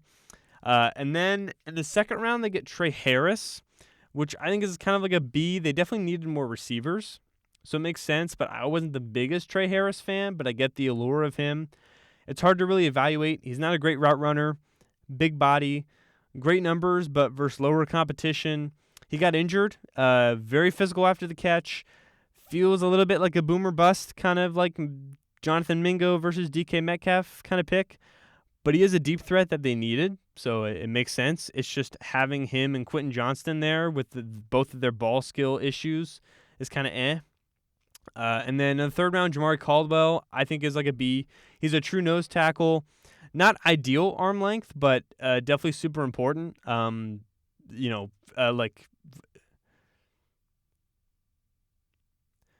Next is Jamari Caldwell in the third round. This is probably like a B. He's a true nose tackle. His arm length's a bit smaller, but that's not really a giant deal for a nose tackle. And he's quick for that position too. The Chargers run a 4-3, so I guess he's going to be more of a defensive tackle than a nose tackle. But he has pass rushing upside. Again, a slightly risky pick, but they needed D-line help, so it makes sense. After, though, in round 4, they get Kyle Kennard out of South Carolina, like an A-. Real good pick here. I like the value. Good. He has real good hands in terms of swatting other guys away. Really like it. Shows some upside as a pass rusher. Not really a run defender, and he's a little lighter than you'd like, but he has good value on the defensive line that definitely needed more depth with his high floor. Next is Keandre Lambert-Smith. This is like a B-. It's fine. Good depth. I guess if Harris sucks, you double dip into that kind of range, just a little bit high, very similar to Trey Harris. And then they also get Oronde Gadsden out of Syracuse. This is like a B+. I actually do like it. He's a dynamic receiving tight end, not your traditional tight end, but probably going to be used in more of like a receiving kind of scheme. Good place for him to land. I think they're going to use him like how he should be used. They use a lot of 2 tight ends. And they like heavy receiver guys and heavy blocking guys, and they already have Will Dissly to do that, so Gadsden is the receiving guy I like. And then after that, Branson Taylor, didn't really see draftable stuff there. B.J. Mickens out of Clemson, good value here too. He's a high floor, back coverage safety, not a full need, but, round 6, you'll take that. And then no clue how to say his first name, Triquezi Bridges. Didn't really see much of him at all. So, for the Chargers draft, year 2 for Harbaugh draft, they did address some of their main needs that I had for them, which is ideal. Some of the names were guys I just didn't really have as high on my board as others did, but they're still solid picks. A bit risky on day 2 for my liking, but on day 3, they definitely get some more insurance guys at similar positions. Gadsden and Mickens, I think both are good value picks, and I think Hampton has the potential to be a top 5 to 6 running back in the whole NFL. So good draft, nothing crazy, but I like it. Again, I have it as barely a B+, but ranked at 18. Next, almost at the middle at 17, not quite 16, but 17, I have the Houston Texans, and I also have them at a B+. They were the team that traded out of the first round. The Giants traded up with them to go ahead and get Jackson Dart, and the return was fine, but the Rams definitely got a way better return for theirs. But they go in the second round. They have 2 second-round picks here, and they start off with Jaden Higgins at the top. and I think it's an A-. I really liked Jaden Higgins. They traded down, got extra third-rounders, and they got a receiver who's one of my favorite guys in the class. Really good stuff at the Senior Bowl, very ideal size, great production, really good hands, good footwork. Only concern is how fast he is, and he ran like pretty good for what his size is as a big receiver. He's just not a great yards after catch guy like Nico Collins is, but he's not too dissimilar from Nico. Maybe a little bit of a step down, but kind of similar. This is a round where he should have gone. I think he can be that outside X instead of Xavier Hutchinson was last year. Really like it. And then they get Ariante Ursary. I personally have it at like a B, but that's just because Ursary wasn't really one of my favorite offensive linemen, and I knew he was going to get drafted high, so I thought he was a little bit overrated. But, I mean, he has the traits, and he's going to a situation where they definitely need help there, and he's huge, got all the measurables you want, and they need help after trading Laramie Tunsil, so it makes sense why. And then round 3, they double dip with the Iowa State offensive receivers, and I loved both of them, so I think this is an A- too. And this is really good value. I'm shocked they got another one, but I really like Noel. Really good at the Senior Bowl, great change of direction, solid slot receiver, I think. Does a good job catching down the field in uncomfortable spots. Going to be a slot receiver, so I think this kind of shows maybe how they feel about Tank Dell's situation, along with like their wide receiver depth and maybe the issues there. Noel's not some superstar, but I think just he's going to be real good. I think he's going to be a good receiver for them. Next, in the third round, they got Jalen Smith. I don't really like this one. This is like a D+. Didn't love the value here. Would have really preferred C.J. West at defensive tackle. Would have been a much better fit pick. I'm confused why he went so high. Not a great athlete or size. Solid production. Did not see round 3 whatsoever. One of the worst day 3 picks. And then round 4, they start off with Woody Marks at running back. Glad they added to the running back room because they needed to. But Woody is kind of like an Not much creativity, not elusive, solid athlete. He's a good receiving back, but nothing spectacular really ahead of other guys on round 4 I didn't love. Jalen Reed at Penn State. Good value, box safety, which they don't really have. He can be a free safety. But they'll have to have a lot of guys that can help him play there because he's not really a cover guy, more of like a big hitting kind of box safety. And then Graham Mertz sucks. I don't know how he got drafted. Keanu Hamilton didn't really see much there. Luke Lackley, though, is good in the 7th. I think that's a B pick there. Like the value there, a flyer at tight end in a lesser tight end room. Had ankle surgery in 2023. Hasn't been great since, but was good before then. I like the value there. So with all the highs and lows, really low on Jalen Smith until Luke Lockley there. Some picks in there were kind of wastes. Urser I am lower on, but I objectively get it. But I do really like the receivers here. Texans moved all around the draft. Ended up getting some really good players, I think, for their future. And definitely a draft that C.J. Stroud is going to enjoy. Definitely bulk up the receiving room, which was very injury-prone last year, and depth was pretty poor. They get an offensive lineman with a lot of hype and real potential, so I think it'll be big to see if they can hit that. They did get other solid bodies. After their first 3 picks, like I said, didn't love some of the guys there. Jalen Reed is solid, but that's about it down there. They didn't address defensive interior at all, which was surprising. I really would have preferred them to do that. I think it could have been a much better draft. But for the guys that they got, I think it was pretty good. A B+, but it is around, the 17th best draft, I would say. So you can kind of have that as a scale if you would like. Then the team I have right in the middle at 16 is the Atlanta Falcons. Some people have them a little higher. Some people have them lower. I have them at a B+ as well. They obviously have 2 first-round picks. Get Jalen Walker to start off. Didn't seem like he was going to fall here. I think this is probably a B+ for me personally.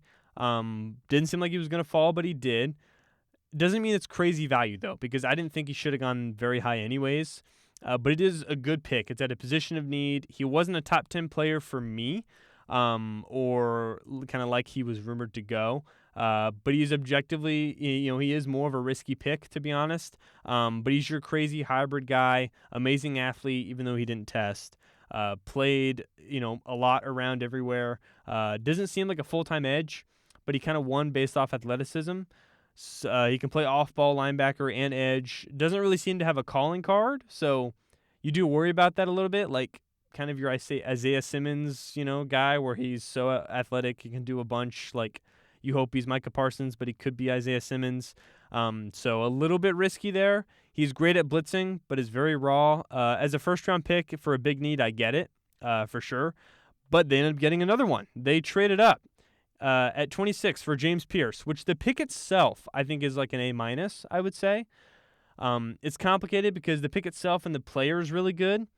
It's almost like they got crazy high heavy insurance for if Walker doesn't work out, because it seems like they really needed the position because they needed pass rush help, but they didn't want to have all their picks be that later on. But they traded a lot, like they did. Pierce is intriguing because he has insane speed off the edge. He was like the 99th percentile for speed. Long, lanky pass rusher, great production, was much better versus the run this year compared to other years, which was mainly his concern. But he does have character, effort concerns. That's why he fell. He's your like really good pure speed rusher. Not guaranteed to be a Brian Burns, but that's kind of what you're hoping for. And he can at least be productive year one. But they give up way too much. They just did. They give up a first-round pick, and it was just way too much, like a first-round pick too much. They give up their own first next year to go to 26 for an edge rusher that they just took already. Like, yeah, he's good, but with this being a late first-round pick and the edges like aren't going to get you multiple wins of value, like they are really betting on themselves here to do really good. Like, they have to win at least one playoff game for this to be around a similar first-round pick of next year, and even then, it feels like it's too much. But they have to win, a playoff game, let alone make the playoffs. So it might be even higher in the next draft than what they did. So this trade just does not seem very good. It's hard to value it into the whole grade itself, but I kind of tried like A- pick, D- trade, around a C+ pick kind of move there. And then might be wondering why they're so high. They only had 3 other picks. Well, Xavier Watts is great value, like amazing value. This is awesome. It was not their biggest need, but their safety depth was poor. Like, Jordan Fuller is definitely a Band-Aid starting, and he's going to probably start over him immediately.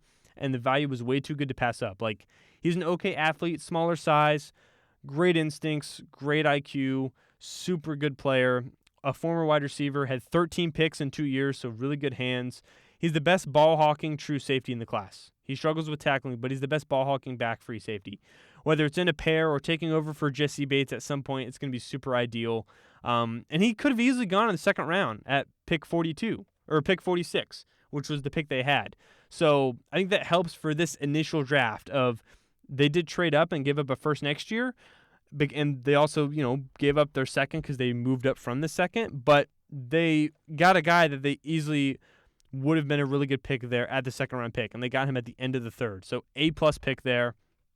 Then they get Billy Bowman, another safety who I really liked, and he was around this range. Getting another safety was kind of interesting. In college, he was not really much of a safety, but he's very different from Watts. Played all around the field, in the box, deep, in the slot. Seems like they were really worried about improving their back end with Bates being kind of the only guy there. He's small, really explosive, poor tackler, really only a coverage guy because he can't really tackle in college. So you can't really play him too far up. I like him, but it was just weird that they did this. And then they didn't have anyone else until Jack Nelson in the 7th round, which is a B+. He was a good pass blocking developmental tackle. Like, I feel like they lacked that kind of stuff. So didn't really have a bad pick at all, I didn't think, and they got awesome value for Watts. They did get objectively 2 guys that are going to help them now in their biggest position of need. Both of them are a little risky, but I think the Watts pick definitely gives it an A, like moves it up for me. But it's an interesting draft. Like, it's not bad. I gave them, the worst grade last year. I did not love their draft last year. It was just hard to fully evaluate. But they addressed positions of need, just weird and risky for how they went about it. Walker and Pierce have a ton of potential. Walker more so. Pierce is the higher floor. But it's super risky to have both of them and give up a first next year. Really is. But they got one of the best steals in the draft in Xavier Watts, so that helped a ton. They got Billy Bowman, who I like. Was a weird pick. Jalen Lane or Jalen Royals, I think I would have liked a lot better with that Billy Bowman pick, because you have, instead of like Ray McLeod or like Kadero Hodge as your slot, that would have been so much better. But Bowman's not bad. And then, don't get much on day 3 except Jack Nelson, who's tackle depth, who I like. But they added some intriguing undrafted free agents, which is why this is a B+ and not a B. If they didn't have these undrafted free agents about to name, they'd probably be around like a B, a little bit lower. But they got Joshua Gray at Oregon State, which is a good 6th-round tackle. Nick Nash at San Diego State, who was the guy that broke all those records, and I think it's solid to give him a chance at wide receiver. But the biggest one, they got Kobe Bryant, a corner out of Kansas, who's lighter but doesn't really play like it, and I think is he was a projected 4th-round pick, awesome free agent pickup. So objectively, they are taking bigger swings here. This could be much higher or much lower in the future. But I think they came out with the stuff they needed. They got a big steal in the 3rd round, considering the trade, obviously. But the UDFAs I like, so I'm going to stick with B+ and right in the middle at 16. Next is the Tampa Bay Buccaneers. I have them at 15, also at a B+ grade. I agree with these guys here. They start off with Emeka Egbuka, which was pretty shocking when it happened. I'd say this is probably like a B. I can't give it too low because Egbuka is good and is going to be good in the NFL. And he's got a really high floor. It's just, I guess they must have really loved him because they were definitely others, or maybe they're really worried about their wide receivers because there were definitely other guys that they have. Like, he's very similar to Godwin. Maybe Godwin's not okay. But, I mean, they have him for at least the next 2 years. Mike Evans is older, but they do have McMillan, who was good at the end of the year last year. So definitely would have preferred other positional needs. And it's not crazy value, but he's a good player, so you can't really hate the pick at all. And then round 2, they get Benjamin Morrison, which cornerback probably wasn't their biggest need either. But he was probably just too good to pass up on, so I'd say it's like an A- there. Really good value. Was injured with a season-ending hip injury, but he would have been almost a 1st-round pick here if he didn't get hurt. Shorter arms, but he's balanced. He didn't test, but has good speed. Didn't have poor production, but was in not anything crazy. Translates to, I think, a pretty good pro. Seems like just a really good CB2. They have Jamel Dean and Zion McCollum, who had a good year. So, Zion McCollum has 1 year left. Maybe they don't bring him back. But then they go Jacob Parrish in the 3rd round, another corner, which was surprising as well. But I really like him. I really do. He's smaller. He's not strong, but he's a great athlete. Ran a 4.3, 540, solid tackler, especially compared to the class of corners. Really solid production. He's very feisty, more of a slot cornerback. And they do have Tyke Smith last year who played all the slot. Maybe he goes to safety. But he is joining a really stacked cornerback room, and they just took Morrison. But I really like Parrish. He played outside corner in college, so maybe he does that here. But they probably don't view their current room of cornerbacks as long-term guys. But I think they could have used other positions, but I really like them. And then in round 4, they get David Walker out of Central Arkansas, which is an A-. I think one of the most fun players in the class. Dominated college at a smaller school. Got a Senior Bowl invite, played really well, very limited size, but he shows NFL ability. Like, he totally does. His measurables just limit his full-time starting ability. But he's aiming to be like a Hassan Reddick type player, because Hassan Reddick is kind of like that. And that's literally who's on the team right now. So this is a great spot for him. You could literally just try. He's a great pass rusher, and you can try and learn from Hassan Reddick on the same team. So great value for them. And then in the 5th round, they get Elijah Roberts out of SMU. I think that's a B+. Really good value here. He's more of like a flexible interior kind of outside guy. Great efficiency in production. Wins with power. I think they've got to play him in the right spot for sure. He's not just a straight edge, but he can move around. And then they wait till round 7, and then they get another receiver, and Tez Johnson. And I'm shocked it's another receiver. And, I was concerned about Tez because he's very small in terms of weight, and his speed wasn't as good as you would hope. But, round 7, he had great production. Like, why not? So, this is a weird Buccaneers draft. I would say probably one of the more surprising drafts for a lot of their picks. They didn't really address their main needs, especially early, but it can't be too low because the players they got were objectively good. Like Ibuka and Parrish are good guys. Morrison and Roberts are really good bets, especially Morrison. Walker, I think, is going to be just potential good guy there. And then they get Walker, who I think, or sorry, I already said it, but Walker, out of Central Arkansas, I think it's an awesome situation. I really like that pick. So, hey, B+. I think it's a good draft around 15th. Needs, I feel like they could have got a little more around there, but it's overall good. B+ for me. Next is the Indianapolis Colts at 15, and I have them at a, very high B+. So kind of close to an A-, but high B+. They start off getting Tyler Warren at pick 14. That's an A. Just let him fall to you. Exactly what they needed. Great addition. Had an amazing year. Best stretch of the season for the last 7 games. Owns the middle of the field. Tons of forced missed tackles. Going to help Anthony Richardson a ton to be a really good big pass catcher for them. Round 2, JT Tuimoloau out of Ohio State, like a B+ to a B. Really solid. Didn't really have a bad game at all this past season. Really consistent, reliable run defender, great athlete, strong, not really flashy at anything, but just a good high floor player that's honestly similar to guys they have in there. Like he's a little bit of a better Kwity Paye, to be honest, but he's a solid rotation that I feel like they needed another guy, and so they got a really nice rotation of guys on the edge there. Then they go Justin Wally out of Minnesota. That's like a C- in the 3rd round. Thought it was too high. Good speed. But Wyatt Milam was right there. Wyatt Milam would have been a great pick for them. Round 4, they go Jalen Travis out of Iowa State. Solid B-. He's a really big pass blocking only kind of tackle. Good athlete and size, around where he was projected. Round 5, though, they get DJ Giddens, which I think is really good. He's a great backup for Jonathan Taylor. I would have preferred him, honestly, to go to somewhere else that has a potential starting role, like maybe the Dallas Cowboys. Really good blend of size and speed. Receiving is an issue, but if he catches the ball, sometimes he misses, but if he catches it, he's going to really make you miss and going to make you regret tackling him. When Taylor is potentially hurt, I think Giddens is going to step in and be totally fine with the offense. So that's a really good pick there. Riley Leonard, perfect backup for this offense. Makes a ton of sense. Very similar to the guys they have there. Good athlete, good leader. I like his traits. Good pick there. Tim Smith out of Bama, solid run defending depth on the interior. And then Hunter Warler, he's like a box safety. Good in 2023, not so much 2024. Solid chance for round 7.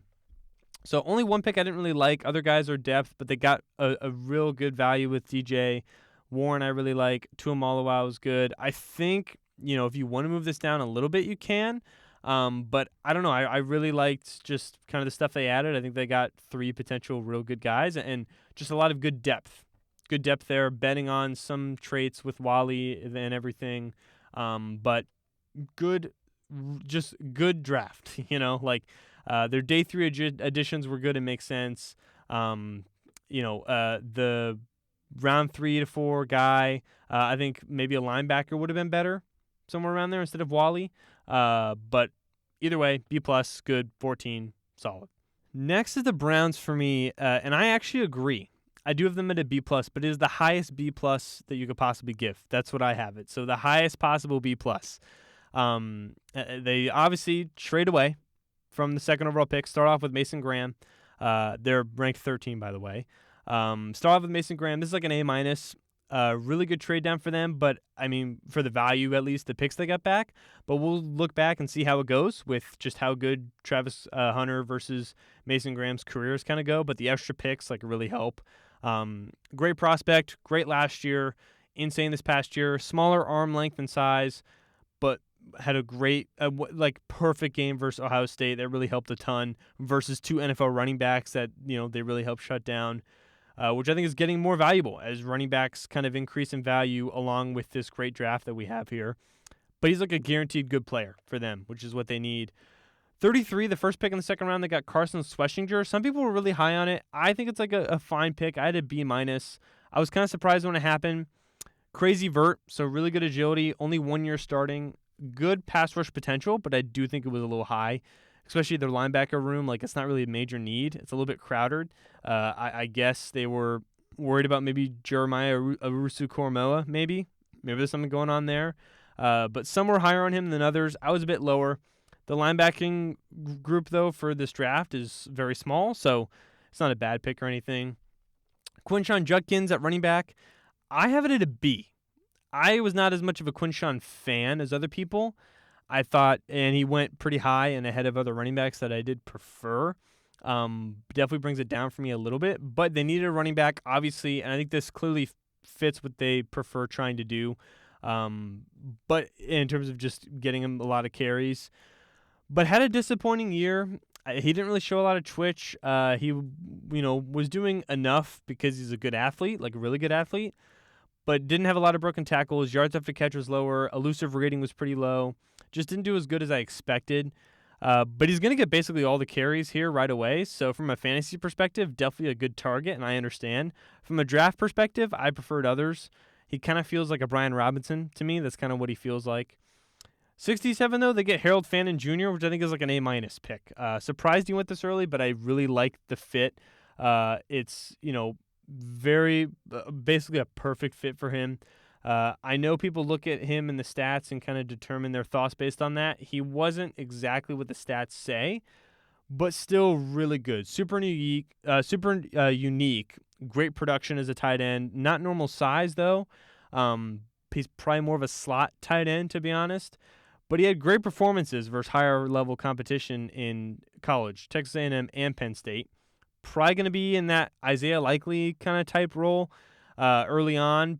Needs to develop more and to be a starting tight end. He might not fully be a really good starting tight end because of his weird size, but I think he's objectively going to be a good player for them, and it's a great fit. They have Njoku at 9, 29 years old, 1 year left in his contract, coming off an injury, his least productive year, probably going to be this year, and then maybe they let Fannin Jr. take over and be their starting tight end. I almost say quarterback because you get the quarterback stuff here.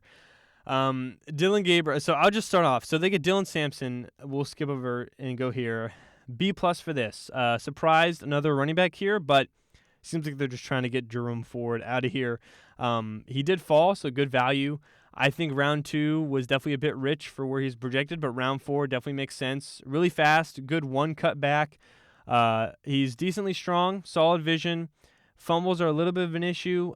He won't be a full-time starter early, but it's perfect because he can just split with Judkins there. So maybe would have liked someone else here, but good pick. And then we get to Gabriel versus Sanders. So Gabriel at 13, or at 94 in the third round. This is the big shocker. I personally did like Dylan. I think he's experienced. He does a good job going through reads. Size is a factor, kind of like Tua. Lesser arm. He does a good job taking care of the football. Smaller arm, hand size. He's needs to be as athletic as Brock Purdy, basically, to be able to escape stuff. He's kind of like a current, lesser Russell Wilson, but he's a backup, and that's what he was traded. He was drafted to be a backup. That's why. I think a good backup, but 94 is high for a backup quarterback. But clearly Cleveland didn't plan on drafting Sanders. They did not plan on drafting him. So it's not that they think Gabriel's better. It's just they drafted him to be in a role of being a long-time backup for them. And, then they obviously end up going at 144 and okay, we kind of have to take him because he's so low. It's almost hard to even rank in this scenario. I've had a lot of thoughts on the situation. I'm not going to go into full detail here. I already did on TikTok, so if you want to hear my thoughts on the Sanders stuff, go to TikTok.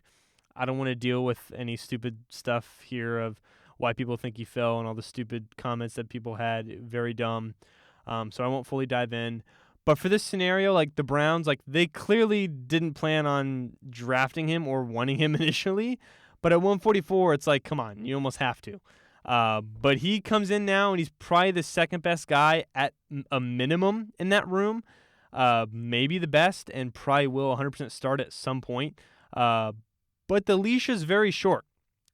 Cleveland clearly wants a quarterback next year because that's why they traded down. They wanted that Jaguars first-round pick next year to get more ammo next year to maybe look at a quarterback because they liked the quarterback class better, and they couldn't get Cam Ward in this year's class. You know, that's why.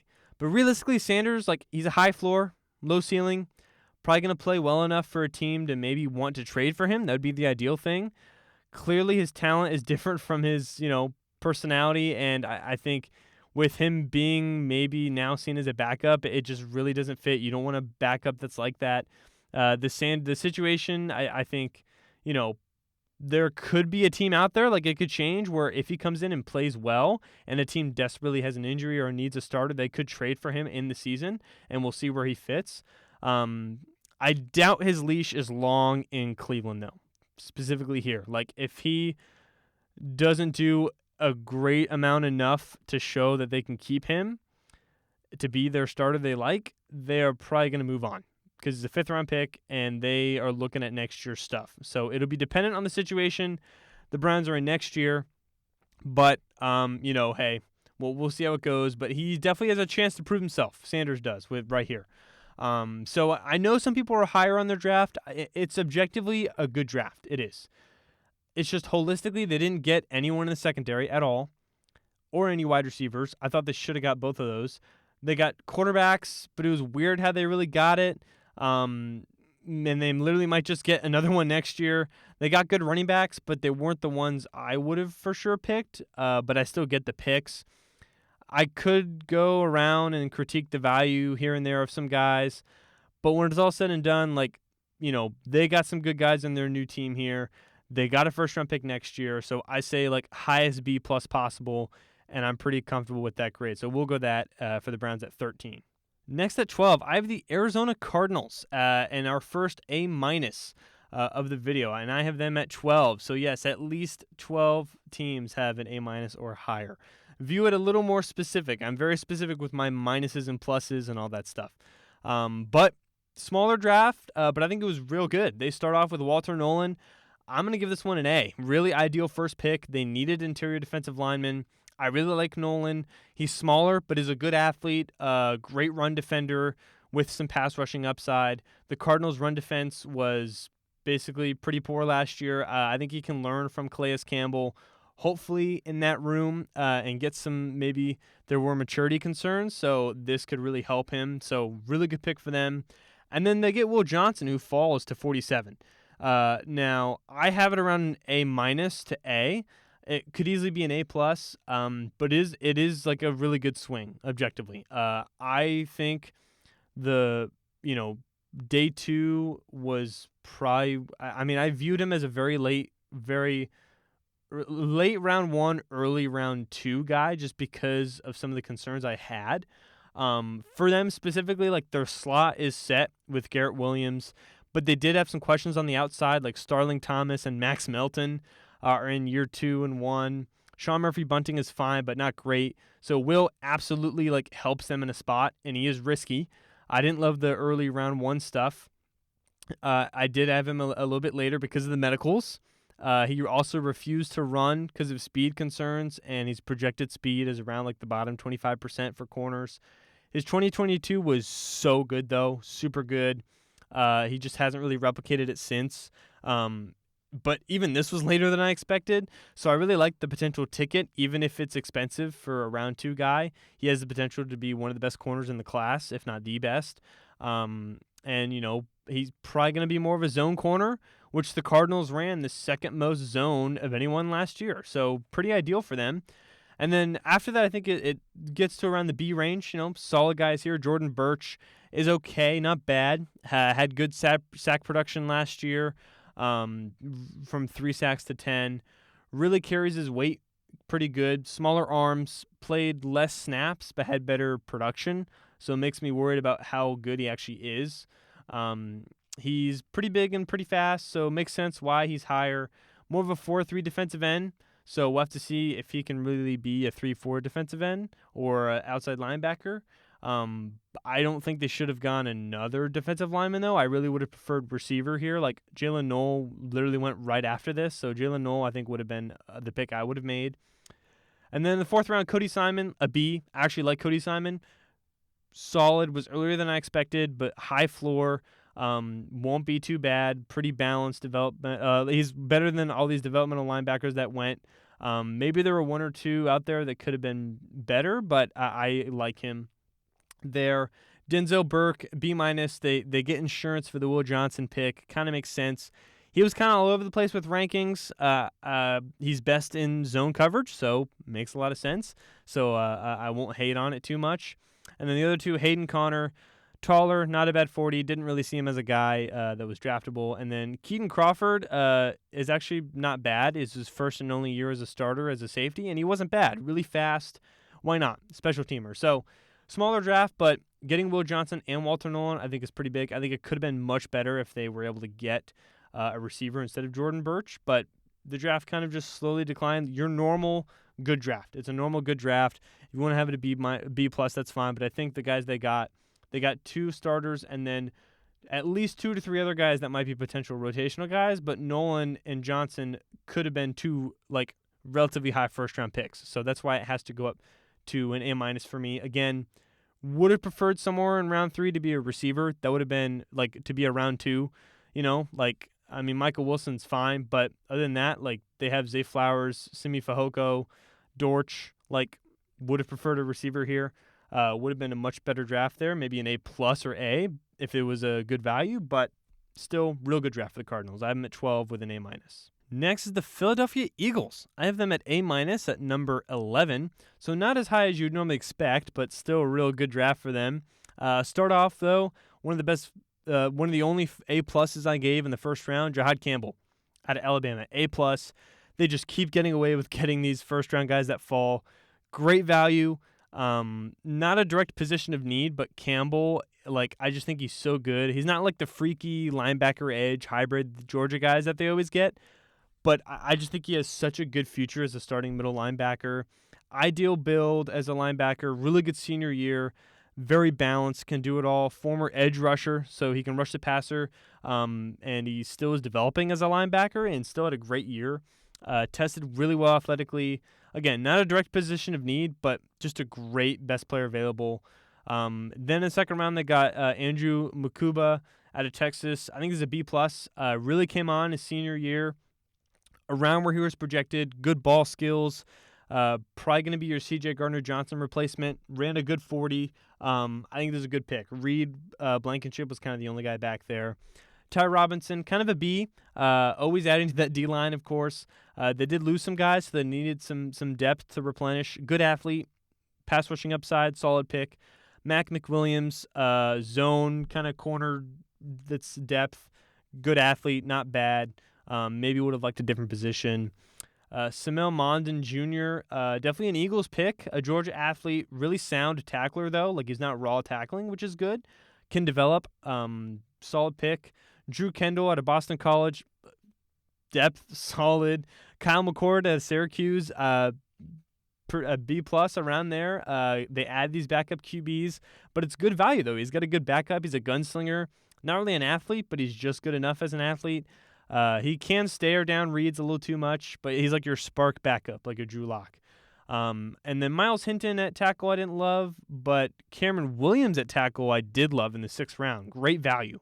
He is raw, but he has got really good traits and a perfect place for him to land. This is such a good place for him to land. I mean, this is the advantage the Eagles get. They can get these guys in the 6th round and feel good.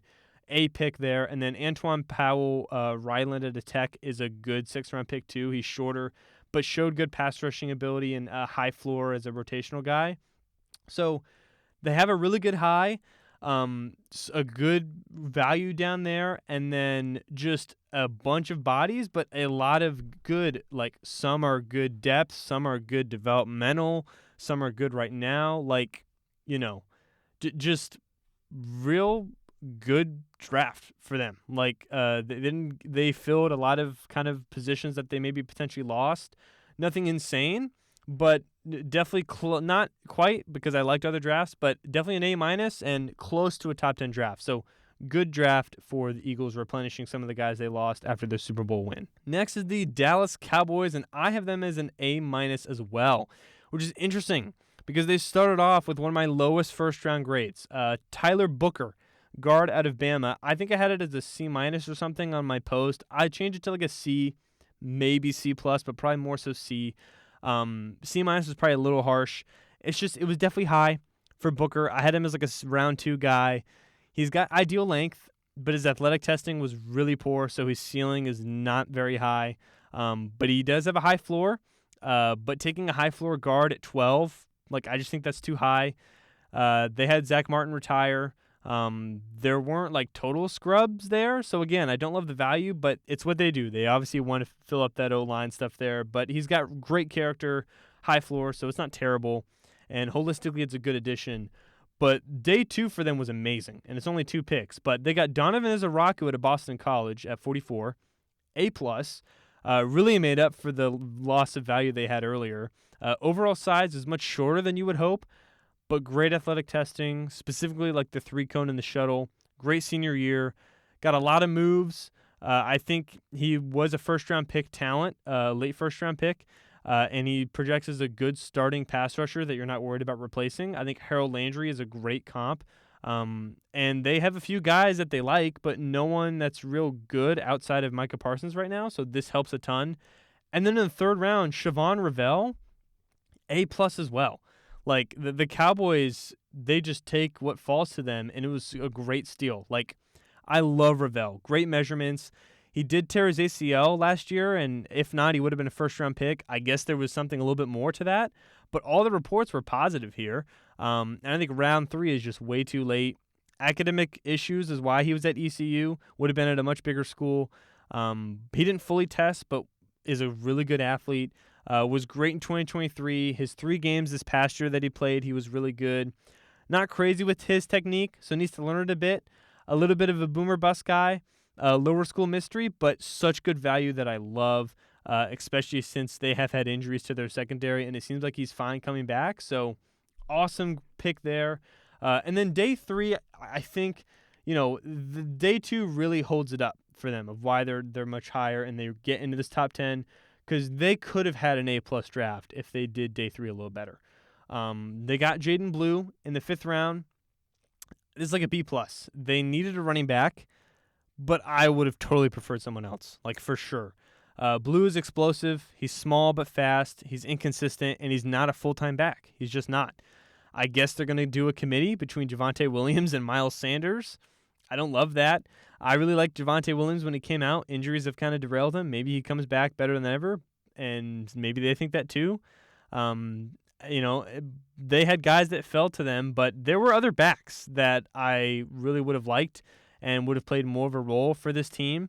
It's not bad value for Blues specifically, but I would have preferred more of a workhorse back. Shamar James out of Florida, I guess linebacker's fine. I don't think he's very good. Johnny Cornelius is solid offensive line depth, so good there. Jay Toya, big body in the middle, not bad. Phil Maffa, I guess he's going to be their power back. He's gigantic, and I guess they're fine with their running back room to just have everyone play their role. So he's fine. And then Tommy, I'm not even going to pronounce the last name. Don't have anything there. He's kind of a nothing burger. So day 3 could have been so much better, but day 2 is such good value. You objectively come away with 3 potential starters. 2 of them, all 3 could have been first-round picks, literally. Like, all 3 could have. And then Ajani is good depth there objectively, and they do add running backs, so we'll see how the committee goes there. So they just sneak into the top 10 for me. When looking back, obviously day 1 for them, Booker wasn't too high, but he's a solid player. And then day 2, a ton of great guys there that they get with Revell and Izaraku. They didn't really get any big I really thought they should have got a better running back. Like, they could have had an A+ draft if they just got a better running back, to be honest. They also didn't address safety at all, which is a room that's pretty small, or tight end, so I would have liked those. But they can't focus on everything. Some of those they'll have to focus on next year. But for the value they got, I think objectively they walk away with 3 potential starters that are better than most teams, so very ideal for them. So good draft for Dallas. At number 9, I have the Pittsburgh Steelers. I have them at an A- grade. Starting off, Derek Harmon in the 1st round out of Oregon. I think this is an A-. Yes, this is a better pick than picking Shedeur Sanders. Amazing production, former Michigan State Spartan, great motor, transferred to Oregon, has shown pass rush and run defense productivity in his 1 year of great production. Really good measurables, good speed, not elite in anything, but he's just really good. The Steelers always make sure that they get their D-line to be good. He's your future, like, Cam Hayward replacement. And, I mean, as a player, like, as a person, like, he's gotten through a ton with his mom. His mom, unfortunately, passed away right after he got drafted. Luckily, he was able to tell her that she got drafted. She was kind of dealing with some stuff. It's actually why he stayed at Michigan State for a little longer, to stay close to his mom. So, awesome story. Seems like a great guy, and I think the Steelers will embrace him totally. So, really love that. And then round 3, Caleb Johnson. This is a perfect pick for them. This is like an A. Amazing fit. Like, perfect fit. Big size, strength and speed. Good vision, doesn't fumble. Not really a receiver or third down back, but they have other guys to do that. Speed was a little lower than expected, but he's a guaranteed, like, solid player who can get better. The O-line for him was good last year, so maybe that concerns me a little bit. Maybe it was the O-line, but this is good value. Fits exactly what they want to do with zone running schemes. He's going to be their feature back. Definitely some fantasy stuff here, especially for Dynasty. And then in round 4, getting Jack Sawyer, A-. Like, yeah, for sure. Obviously, they got a lot on their D-line, but that's what the Steelers do. And it's good value because they went best player available. He's experienced, loads of production. Smaller lengthwise is going to limit his ceiling, but I don't really have many questions surrounding what he's going to be. He's a really good number 2, a great number 3 here who's got a great mindset, smart, can play all 3 downs. I not necessarily the peak of this guy, but similar to like Travion Henderson when Trey Hendrickson when Trey Hendrickson was like underrated for the Bengals, kind of around what he was. I think is what he'll be. Yaya Black, he was pretty high on some people's boards, not really mine. I think they didn't need to go defensive lineman again. He's kind of a big body nose tackle, solid run defender. He's fine. Will Howard in the 6th round, I do like. He's got ideal size. It makes sense. Went on a heater second half of the year, aside from the Michigan game.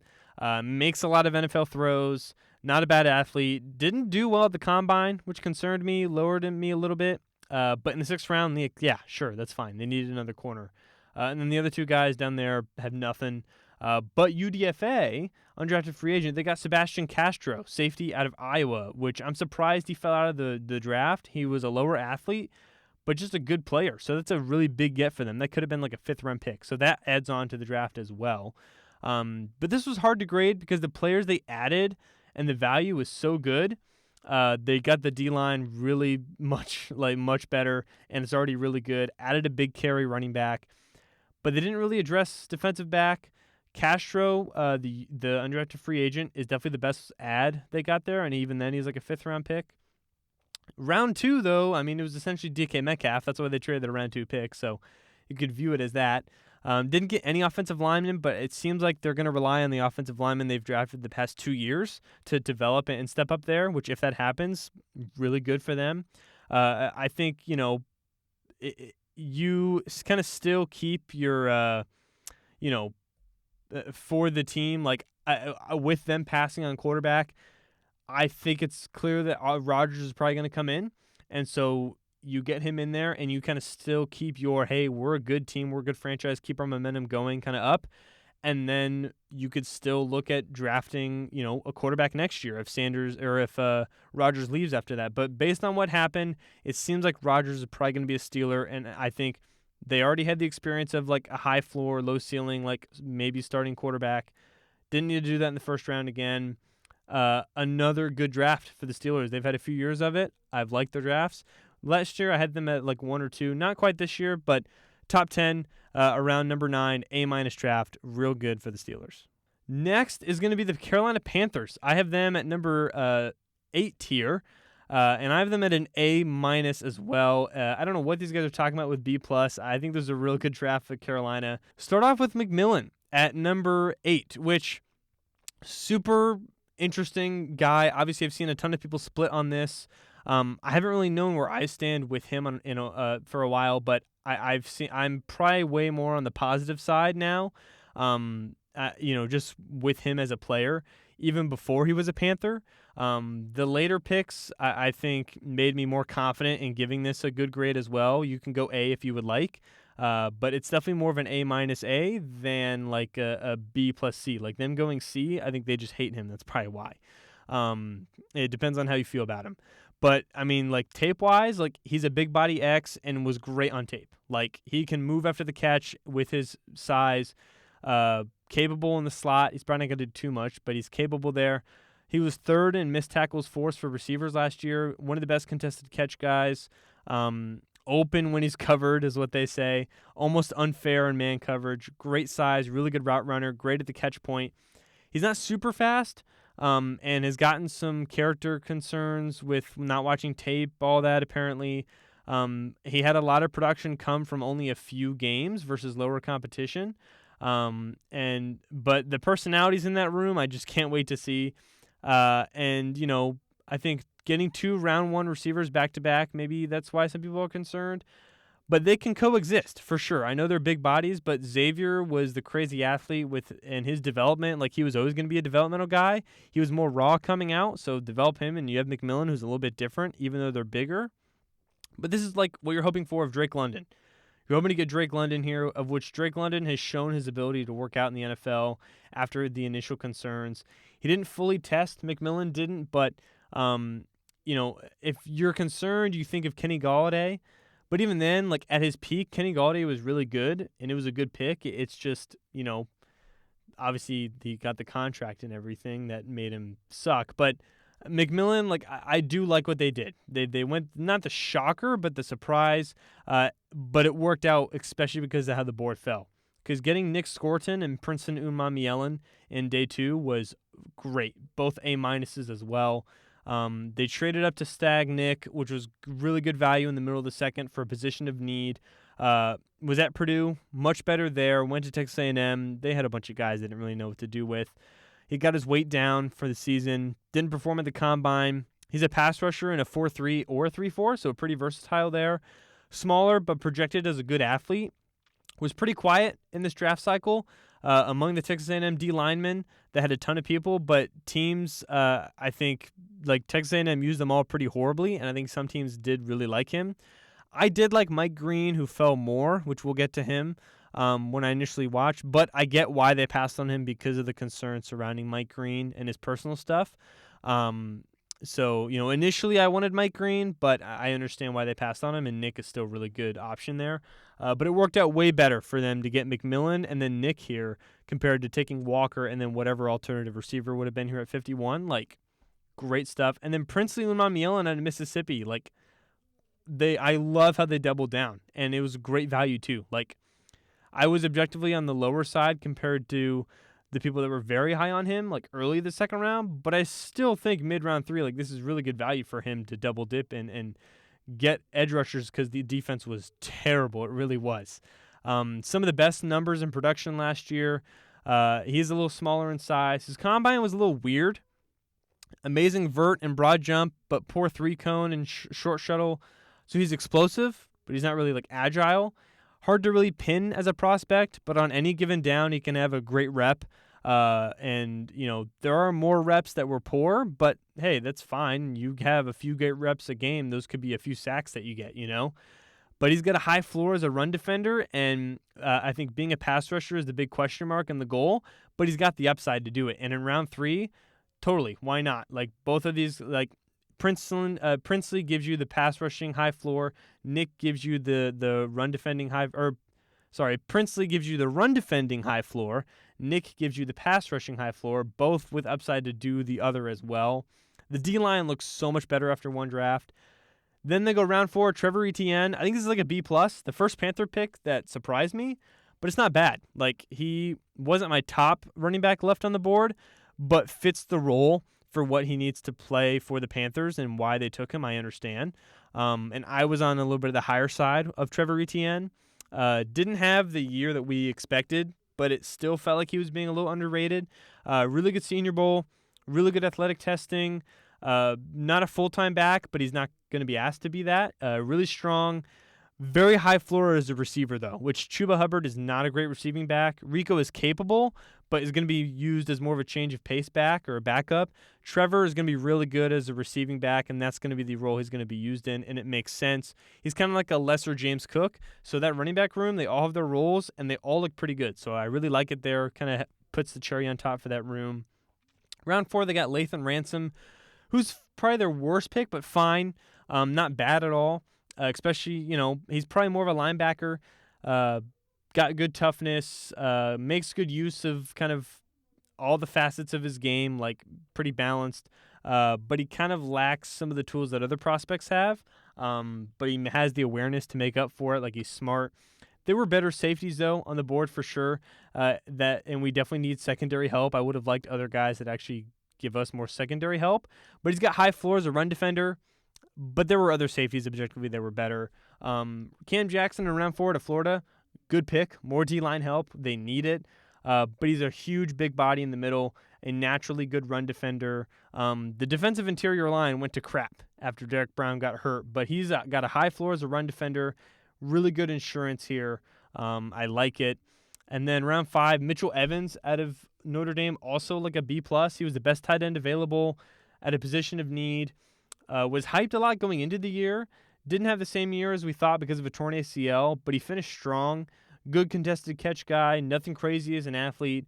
Seems like a solid tight end too, which for a team that's still trying to find their tight end, I think it's a great spot because we can see if Jatavion Sanders, who showed flashes, can be that tight end 1. If not, we can fall back on Mitchell Evans as an actual good guy to fall back on because everyone else, like Tommy Tremble, Ian Thomas, they just have not been it. So really like that pick there. And then Jimmy Horn out of Colorado. It's solid down there. Not bad. I didn't really love Jimmy, but round 6, good depth to our wide receiver room. He's real fast. Guys like him there in Colorado, so maybe I'm too low. So not too many bad picks. This could have been an A or A+ if they got a better safety or defensive back at 122. Other than that, hard to really complain. Got 2 guys off the D-line on the edge, which was big help. Didn't have a bad pick. Etienne and Evans are going to have roles right away. Jackson is really good depth in interior. That was the worst interior defensive line without Derek Brown. Again, would have preferred a different guy than Ransom, but this is a really great start for the Panthers. Really great draft. Right on the board of A. I have him at number 8. I think you could have him a little higher, but I really like this draft for Carolina, so A-. Next is our first A, and that is going to be number 7, the Baltimore Ravens. I have them at an A. Start off, their first 2 picks, really good. Get Malachi Starks. I did have it a little lower at a B+ A- compared to other people. I thought he's real good, high floor. In my grades, though, I thought this was around where he should have gone anyways, because he's more lacking of an athlete than we thought. And he had a worse 2024 than 2023. But he's smart, can move around. He's going to be a starter for a while. All 3 safeties that they actually play have 1 year left on their deal, so definitely needed one. But really high floor. I don't know about the ceiling, but I had him around this range. Really good. And then they got Mike Green, which obviously this is going to be weird to go over because he fell because of, he had sexual assault allegations and character concerns, and it seemed he was very open about it at the combine. And it reportedly came out that it seems like NFL teams, some of them didn't love his response to the allegations. They weren't satisfactory to them. So he fell because of it. But as a player, he's a top 10 to 15 pick. So it's risky with his character. He hasn't been convicted, though. Some teams, consistently kind of do that. They take those, character concern guys, and sometimes it pays off. Other times it doesn't. We'll see if it does here, but as a player, I think it has to be an A+. It really does. He was one of my favorite players, talent-wise. Dominated the Senior Bowl and 2 years at Marshall. Doesn't just use his athleticism. Actually has a lot of good rip and dip moves. Doesn't lack in one area. They really needed edge help. Just insane value if this really works out. And then after that, they had a ton of picks. Emory Jones is solid. Was a tackle. Wasn't great. Probably going to play guard, and they do need guard, so that's good. Hard to grade too high because of what he showed. He's not too fast, but He started a while and will move inside to guard. Aside from Marcus Mumbo, he's probably the best available offensive line there. So solid pick. Teddy Buchanan, I would have preferred other guys there. Probably a special teamer right now. Developmental linebacker. He's athletic. Just thought it was a little too high. Carson Vincent at Alabama A&M also probably was a little too high. He had the worst bench of anyone on the offensive tackle, but he's really good arm length. So definitely going to have to develop. Bilal Cohn out of Western Michigan. Just cornerback depth, good speed. Tyler Loop, the kicker, interesting. Seems like Justin Tucker's probably gone, so we'll see how he does there. LeJontay Wester, good wide receiver depth. There weren't any wide receivers I thought that were for sure better other than Xavier Restrepo, but they don't really need him. So probably going to play the Devin Duvernay role, so not bad. But then they get Aeneas Peebles out of Virginia Tech. This was the real good value here on day 3. He is smaller but had great production from the interior for 2 years in a row at Virginia Tech. Probably going to rotate in right away, which for the end of the 6th round is great value. Robert Longerbeam at Rutgers, good athlete, crazy broad jump, special teamers. Jarrett Dellinger, solid guard depth. So this day 3 wasn't crazy. A lot of depth guys. Would have preferred a little more outstanding with how many 6th and 5th round picks they had. But Aeneas Peebles is a really good pick there. And their first 2 picks, I mean, could have been 2 of the top 20 picks and 2 of the top 20 guys in the draft, you know? So it's hard to rank them anything lower than an A. They are the lowest A. But, I mean, they do objectively get a ton of depth, which they needed. And one of these guys could hit between Vincent, Buchanan, someone else, Cone, someone like that. But Peebles, I think, helped bring it up to an A for me because I actually really like him. So rotating Peebles, but then 2 real potential high-impact starters in Starks and Green, that kind of gets it up to an A for me. Again, because of the day 3 value, some of it was kind of hard. But he's a great guy that can play right away. They needed a lot of bodies because they lost a good amount in free agency. Or they didn't lose a ton, but they lost some in free agency. They didn't do a lot to gain guys. So they did a great job getting overall better as a team for a team that's trying to win a Super Bowl. So good for the Ravens. They get an A. Number 6 is going to be the New England Patriots. I have them at an A grade. Kind of have to do that, in my opinion, at least. Start off, Will Campbell. I think it's around a B+. Could do A-, but probably B+. Feels like it could be higher or lower, depending on who you're talking to and how they view just him in the position. But I think it's a B+ just because they really needed that position. They really needed to get that fixed. Campbell objectively won't be the 4th best player in the class when it comes down to it. He probably won't be when it's all said and done, but, there's a chance he also doesn't work out at tackle. There's a chance there. But he has such a high floor, and New England absolutely needed to pour into the offensive line, so they kind of had to take him here. But he's got great football character, is going to fit right in, exactly what Vrabel wants. His arm length is a little smaller, which is unfortunate, but he's super smart, knows how to play, strong hands. Going to be a really good fit there. Travion Henderson of Ohio State, I have this as like an A-, B+. They got the halfback they wanted. Personally, I do actually really like Henderson. He's a good blend of size and speed. Has really good job being a receiver as well. Stronger than you would think. Explosive. Seeing more of a split back who's still like fully involved, kind of like what the Lions do, because there are some vision concerns. But he does have good strength. He was fourth in available running backs in this class in yards after contact. But that's good because then Stevenson doesn't have to fully go away. Henderson can come in and he'll probably be better in a split role anyways, probably get majority, but still good. Wide receiver, would a wide receiver here and a halfback later have been better? Maybe. But they switched it up because they ended up getting Kyle Williams here, which is still good. I think he's like an A- to B+ as well. And they got him in the 3rd round. Rose a lot during the draft process. I really like him. I think they needed more wide receiver help for sure. I don't think he's some game changer, but I think he's like a really good wide receiver too who can kind of do it all. Had some drop issues more than you would like, but he's like a Slayton / Darnell Mooney at their peaks. Never should be a wide receiver 1, but just get a good high floor guy, especially after like the Jalen Polk stuff last year was not great. Like they definitely need someone, who's other guys they can experiment on, but who is good, like just a good receiver that someone can rely on. And then round 3, they also got Jared Wilson out of Georgia, center, another B+. Like, this is good value. I like that they're going into offensive line heavily, especially for the offense early. It was such a big need in my opinion. Really good athlete, smart, pass protector. Might need to sit or rotate early on, but definitely can come in after that.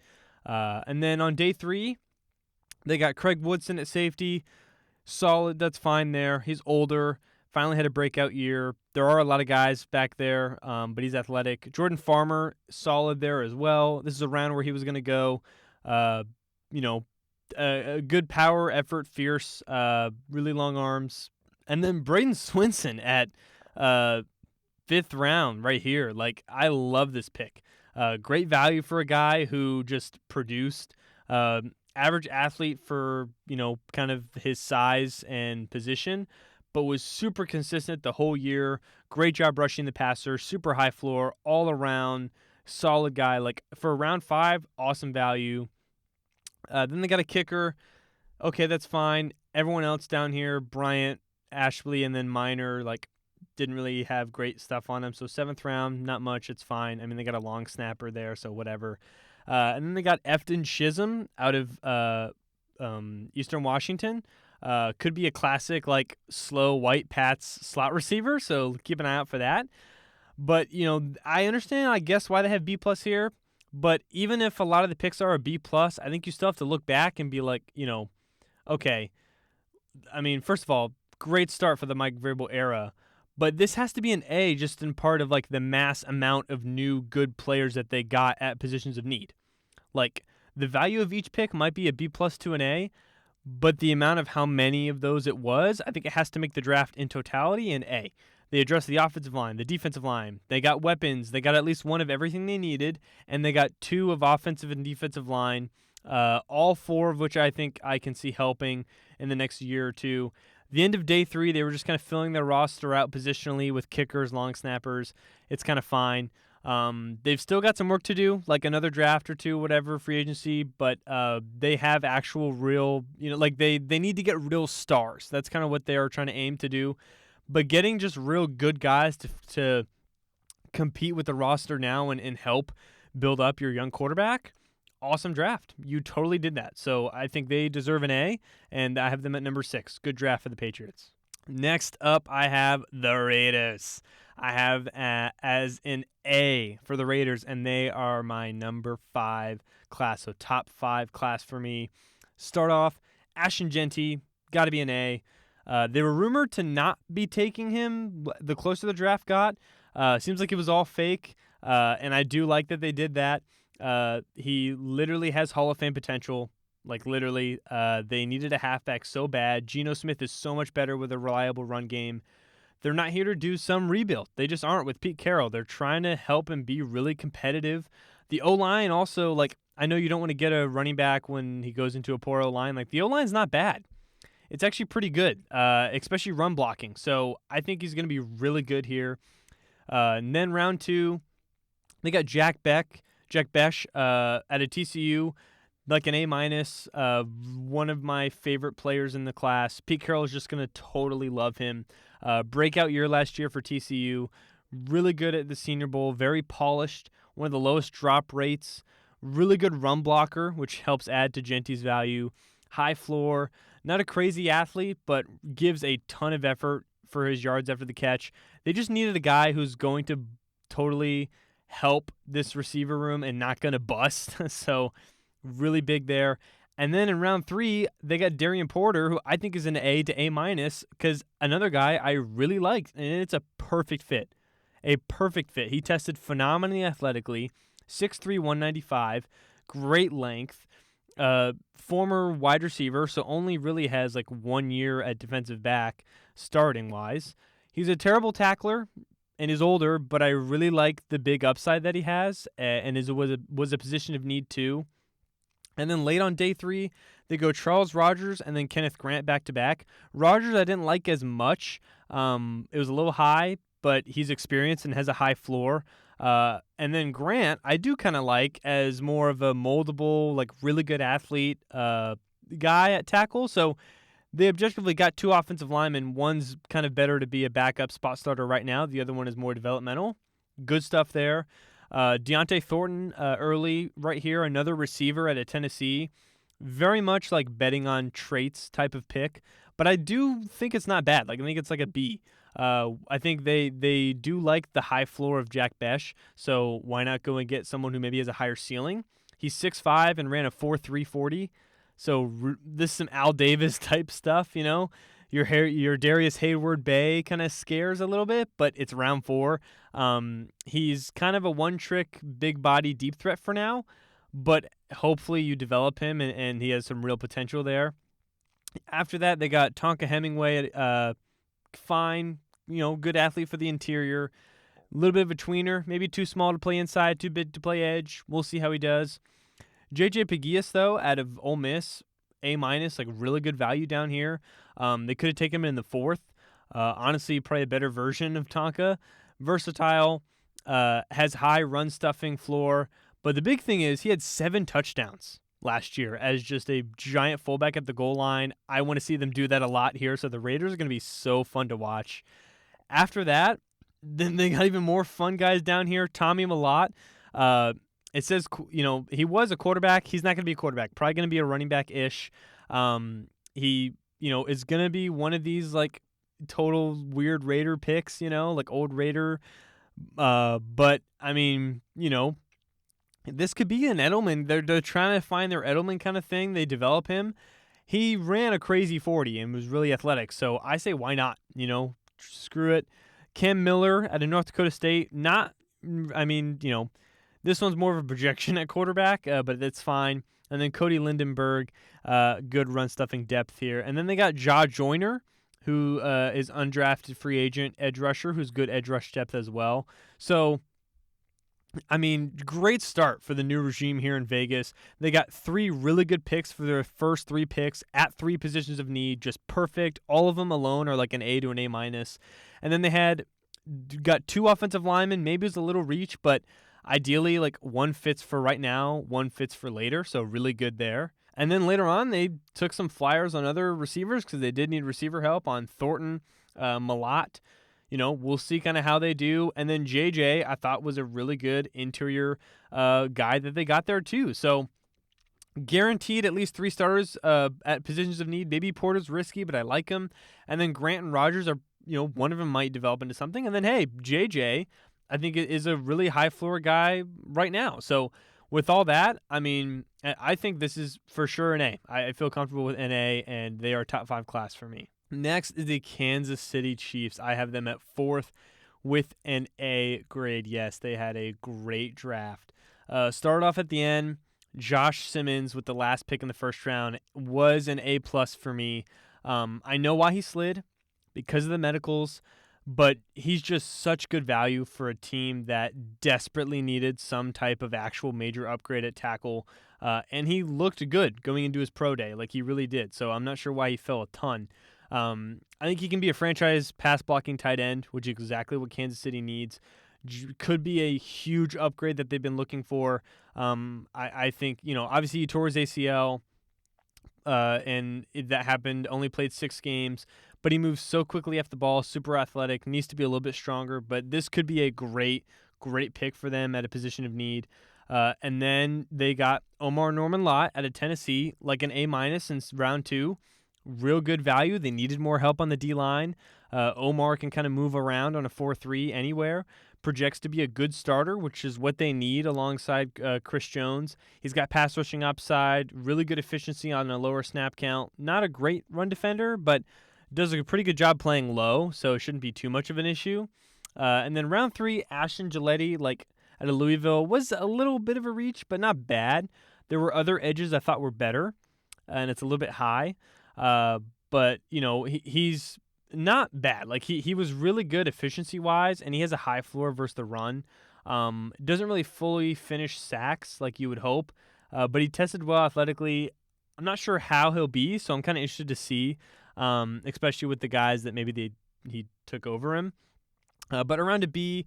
Also, Noel Williams, California, around a B, maybe B+. I actually did like him. Really solid and kind of stout press man corner. Lots of production, really strong. Not that fast, but started 5 years in a row. Could be a safety, so I kind of like that pick. And then round 4, like Jalen Royals, awesome value, like an A+, like amazing value. I don't know how he fell this far. Super consistent, balanced wide receiver. Speed isn't like crazy or anything, but he's just solid, like all around. He's been injured, so maybe that's why he fell. But he can play out wide and in the slot, which is a huge get for them because with Marquise Brown's injuries and not really a long-term guy, Xavier Worthy is like your deep speed guy. He has that role. Rashee Rice is your slot receiver, but he's kind of had some issues you may be a little worried about.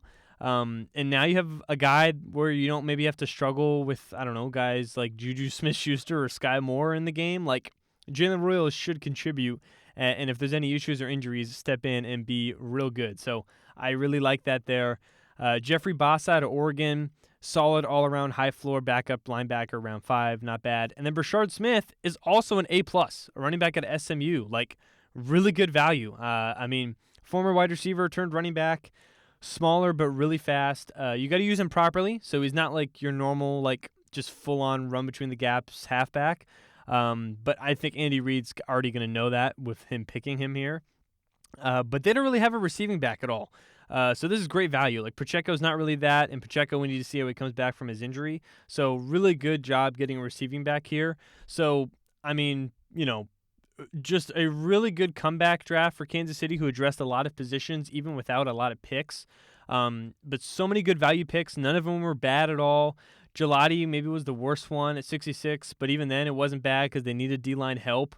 I think if it maybe was someone else, it could have been an A+, but Royals and Smith are just great day 3 values. I love Noel Williams is good. I like him.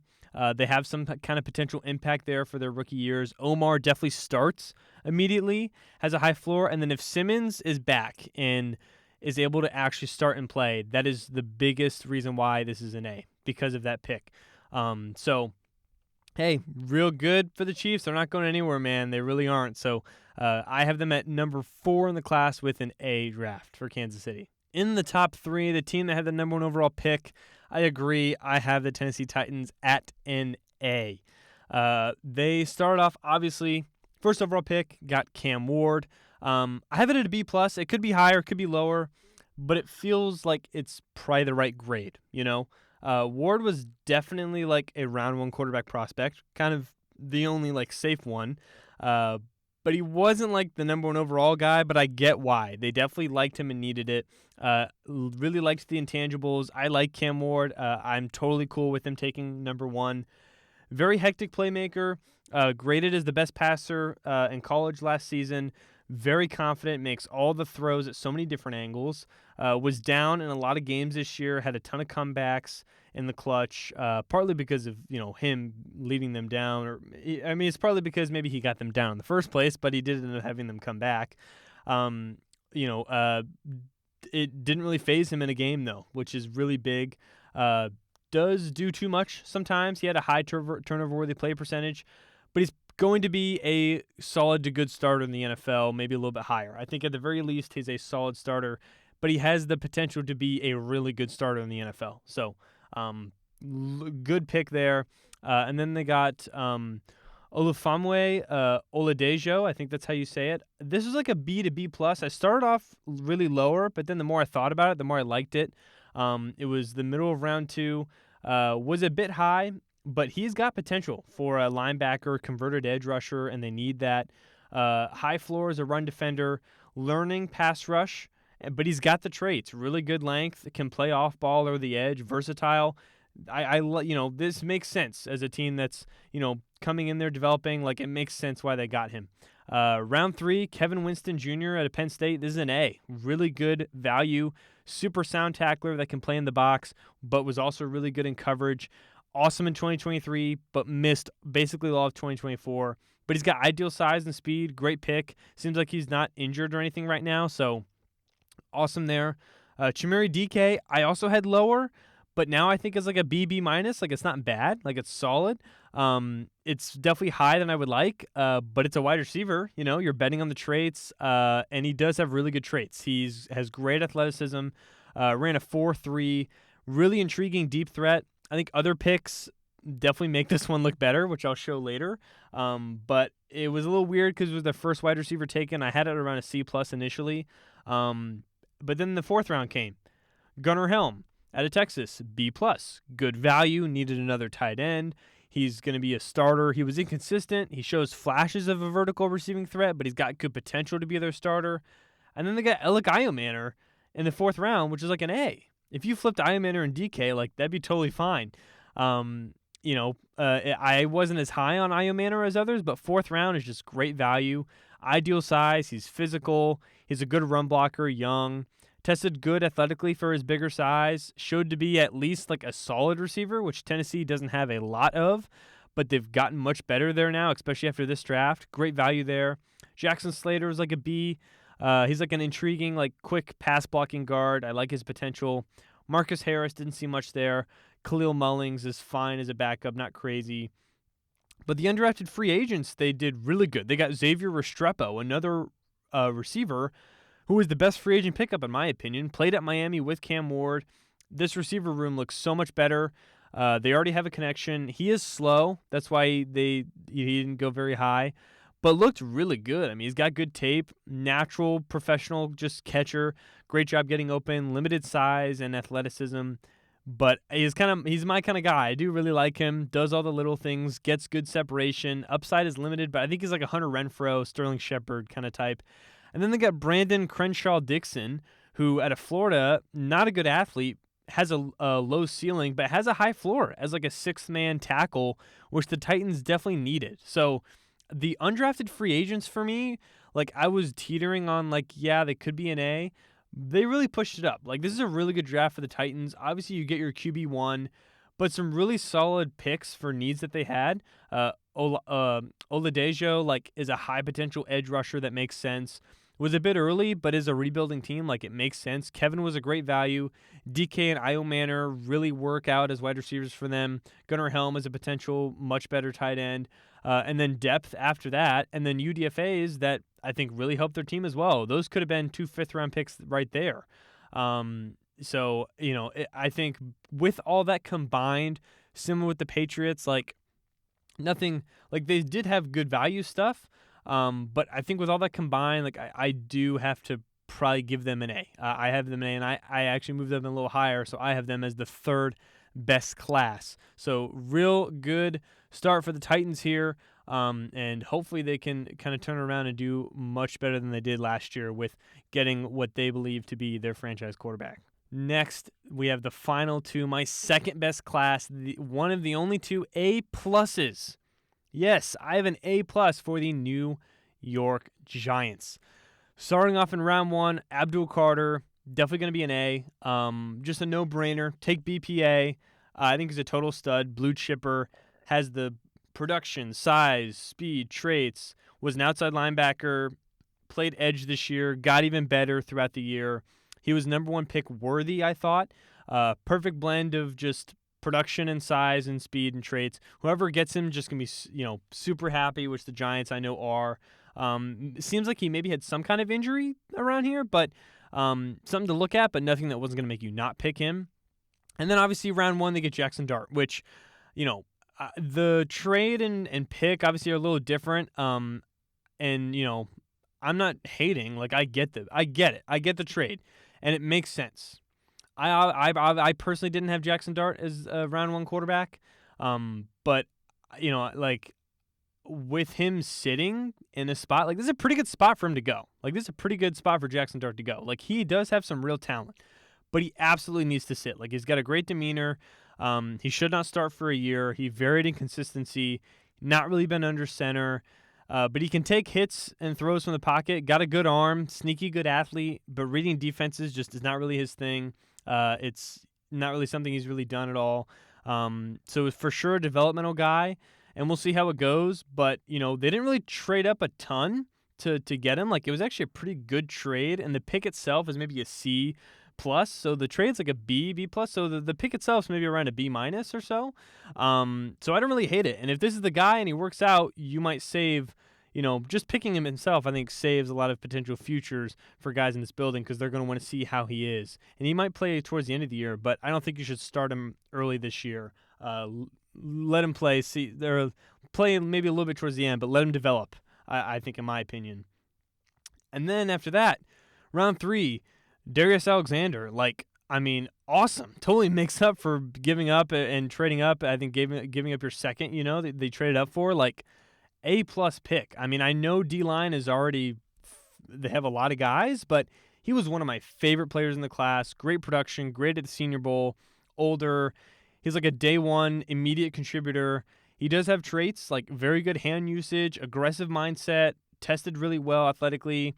He's a run-first defender with some pass rushing capability. He could have gone day 1 or very early day 2, like round 2. But I think it's just great because they're going to be elite on the D-line. And I think, hey, why not? If you're not elite in something, why not be elite on the D-line? And that's kind of your calling card. And Darius Alexander helps them do that. And then in round 4, they get Cam Scatterbo, and I think that's an A-plus too. Again, awesome value. I think some varied on Cam.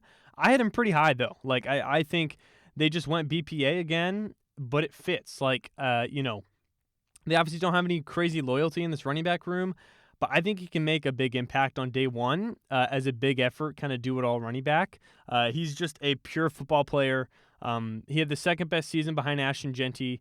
Great receiver, going to run through you. We'll get the last yard by any means necessary. Just a total guy you want on your team. Daboll's going to love him. Not ideal like size or speed or anything. Didn't test, but his vertical jump was elite. So clearly there's athleticism there and burst. Some ball security concerns, but not crazy bad. He just feels like a really good football player. I think he has a chance to do a little bit of what Bucky Irving did, you got Singletary, who's fine, but then you got Tyrone Tracy there as the speedster guys, and then Scatterbo is kind of the do-it-all but power-ish, and not crazy fast, but they're pretty similar. I think he has the potential to be like that. And then round 5, they got Marcus Mambeau, and I think this is really good value too. I have it at an A-. I was a little lower on Mambeau, but I think it's still really good value. He's much smaller than you would like, but moves super well, is a really good run blocker, and it's just good for them to get more viable guys on the O-line, especially if Thomas goes down like he did last year. And this is awesome value.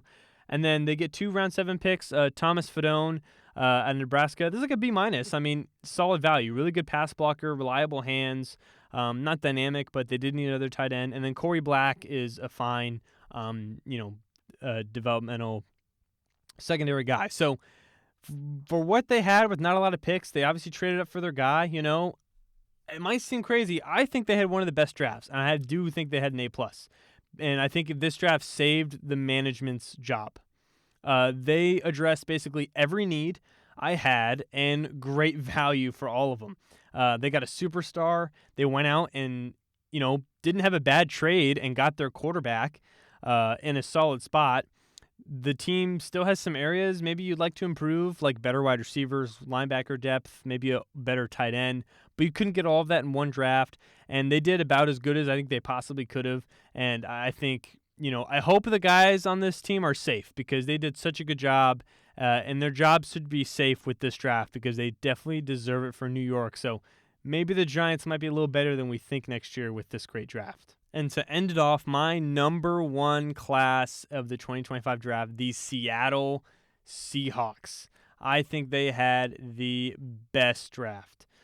Starting off, Gray Zabel, offensive guard, North Dakota State, perfect pick. Exactly what they needed. This is an A, good value. He's going to be just real good, can play all 5 positions, probably going to be more so inside the guard, tested good athletically, crushed it at the combine. Senior Bowl, really good. He's another just North Dakota State offensive lineman that's going to be real good in the NFL. Just makes a ton of sense. And then round 2, they got Nicky Manwari out of South Carolina. This is like an A-. They needed linebacker, but this is probably going to do. Probably going to play a lot in the box. Literally one of the best athletic testings we've ever seen. great near the line of scrimmage, a bit sloppy technique-wise, but when he was able to get some maybe potential gifts like poor throws, he took full advantage of it. For sure, a little bit of a boomer bust guy, but I prefer him because of his insane athleticism. And he's going to fit super well. Like, this is a perfect fit for him because he's going to be that Kyle Hamilton role, which, former Ravens defensive coordinator Mike McDonald, that's who the head coach is. And he used Kyle Hamilton, helped pick him. Perfect pick there. Then round 2, Elijah Arroyo, one of my favorite tight ends. I think this is an A-. I know they have kind of a lot of guys there, but none of them are too impactful. I think Arroyo can totally be impactful as a receiver. Had a breakout year this past year. Very dynamic after the catch. Good hands. Gets separation. Does have lower experience. Not really a blocker, but other guys can kind of do that as tight ends. Is, again, a little bit raw just because of his lack of experience, but with Noah Fant there, I think for this year he can kind of develop, split, and then next year I think he can be a really, really good starting tight end. And then in round 3, they got Jalen Milroe, which is like a B plus A minus. Like, this is a perfect spot for Milroe to go. Like, perfect. He can, take a flyer. He can develop while they have a quarterback already, but the quarterback they have is not like, oh my God, we're 100% going to stick with him forever, and Sam Darnold. Because Milroe has crazy potential. He does. Like, at the end of round 3, I think that's pretty good value. Like, he's the most physically gifted quarterback in the class. He has a great arm, an amazing athlete, one of the best quarterback athletes we've literally ever seen. Just a lot of inconsistencies as a thrower. He does have a great deep ball, but that's about it. The hands might be a concern going forward because he does have pretty small hands, and sometimes he doesn't really hit the easy throws and really needs to work on that. Making the defense, they might just play deep a lot with him right now, so absolutely should not be out on the field consistently like throwing the ball year 1. But even just as an impact in red zone situations, he can do that right now. Like, he can be a Taysom Hill without the receiving kind of thing, more running, because he's literally right there with Lamar as one of the best quarterback athletes as a prospect ever. And you can develop him. So I think, hey, why not? After that, Riley Mills at a Notre Dame, solid pass rushing interior depth. Could be good that he didn't test, but maybe he's more athletic than we think, and he fell because of that. And then around 5, Torrey Horton out of Colorado State. That's an A. Awesome value there. They for sure needed another receiver in here, and I think Torrey can totally be that. Solid size, a little more slender. He's like a George Pickens kind of DJ Chark type build. He's had 5 years contributing to a team and is only 22 years old. Really good route runner, great intermediate wide receiver. Had just awesome work ethic, and just the commitment reports for him were very positive. The only concerns about him were as an athlete, but he did test well, so I think he should be moved up accordingly. I would keep an eye out on him to be like a good starter for potentially a while, and I think he should start day 1 over Marquez Valdez-Scantling. After that, Robbie Oots, it says tight end. He's kind of a fullback, to be honest. He's a good blocker. Bryce, good offensive line depth here. But then they get Damian Martinez, and this is like an A+. Amazing value. I know they have a loaded running back room, but this is just awesome value. Like, he's a really good runner. He can't be on the field on third down, but that's okay. Really good athlete for his size. Only 1 fumble in 3 years. Has not gotten a lot of work recently, but he's a really good early down back. And with Kenneth Walker's like consistent injuries, Martinez being there, I think he's surely going to be used as a rookie to where Charbonnet doesn't have to do absolutely everything whenever Walker is potentially hurt. But he can even come in on early downs. Like, I love that pick. And then Mason Richmond and Ricky White I don't really have much to say on them. They're fine. But then, as undrafted free agents, they got Zy Alexander as a potential 4th-round cornerback pick, which I really liked because I was hoping they'd, maybe look at secondary a tiny bit. And they did at Nick, but got a real corner here. And then the one thing I thought they didn't get enough of was D-line. And then they got Jared Ivey, who has, like, pretty good potential. Like, obviously a bit lower just because they're not sure where he's going to fit, but undrafted free agent, yeah, give me Jared Ivey as an undrafted free agent. He could have been a 4th-round pick. So 2 guys that could have been 4th or 5th-round picks, you get as undrafted free agents. I mean, that has to just put it over the top. Like, this was an awesome draft for the Seahawks. Like, they addressed every single need, got a ton of players. I really like the values of a lot of them. I would have maybe liked another good offensive lineman because their guards are bad, but Zabel does help a ton. But if Bryce, who they drafted, or maybe Richmond, who they drafted, who I wasn't as high on, I could literally be wrong there. If one of them maybe does much better and is just solid, like this would be insane for them. But they literally got 3 guys that are going to help right now. And within at least a year, they're probably going to have at least 5 guys, with some other ones having potential, like Nicky Manwari, to get even better, plus the development of Jalen Milroe, who wouldn't even probably count in this, just counting this year and next year. So, and all those are probably going to be, and Milroe's still going to be used immediately. So, amazing. I have the Seahawks, one of only 2 A+, but they are my number 1 draft for the 2025 draft. So, it was a lot. Thank you if you listened all the way through. Hopefully you enjoyed. Let me know what you think. Let me know your thoughts about how I graded your favorite team, your thoughts of how you feel about your favorite team's draft, and hopefully you're excited for the NFL season as it's coming up. The future for me, I've got more content coming. I do yearly quarterback rankings. That's a big deal. I like getting into that. And I'm probably going to try out and maybe do gaming stuff if I want to a little bit. But also off-season content. We might do a redraft that I always think is fun. College basketball transfers. Transfers are definitely coming in, and I want to go over that for a new college basketball season. But I won't keep you too long here. Video's been too long. So thank you so much for listening to all my hard work and research. Stay smart, stay sharp, and I will see you guys later. Peace.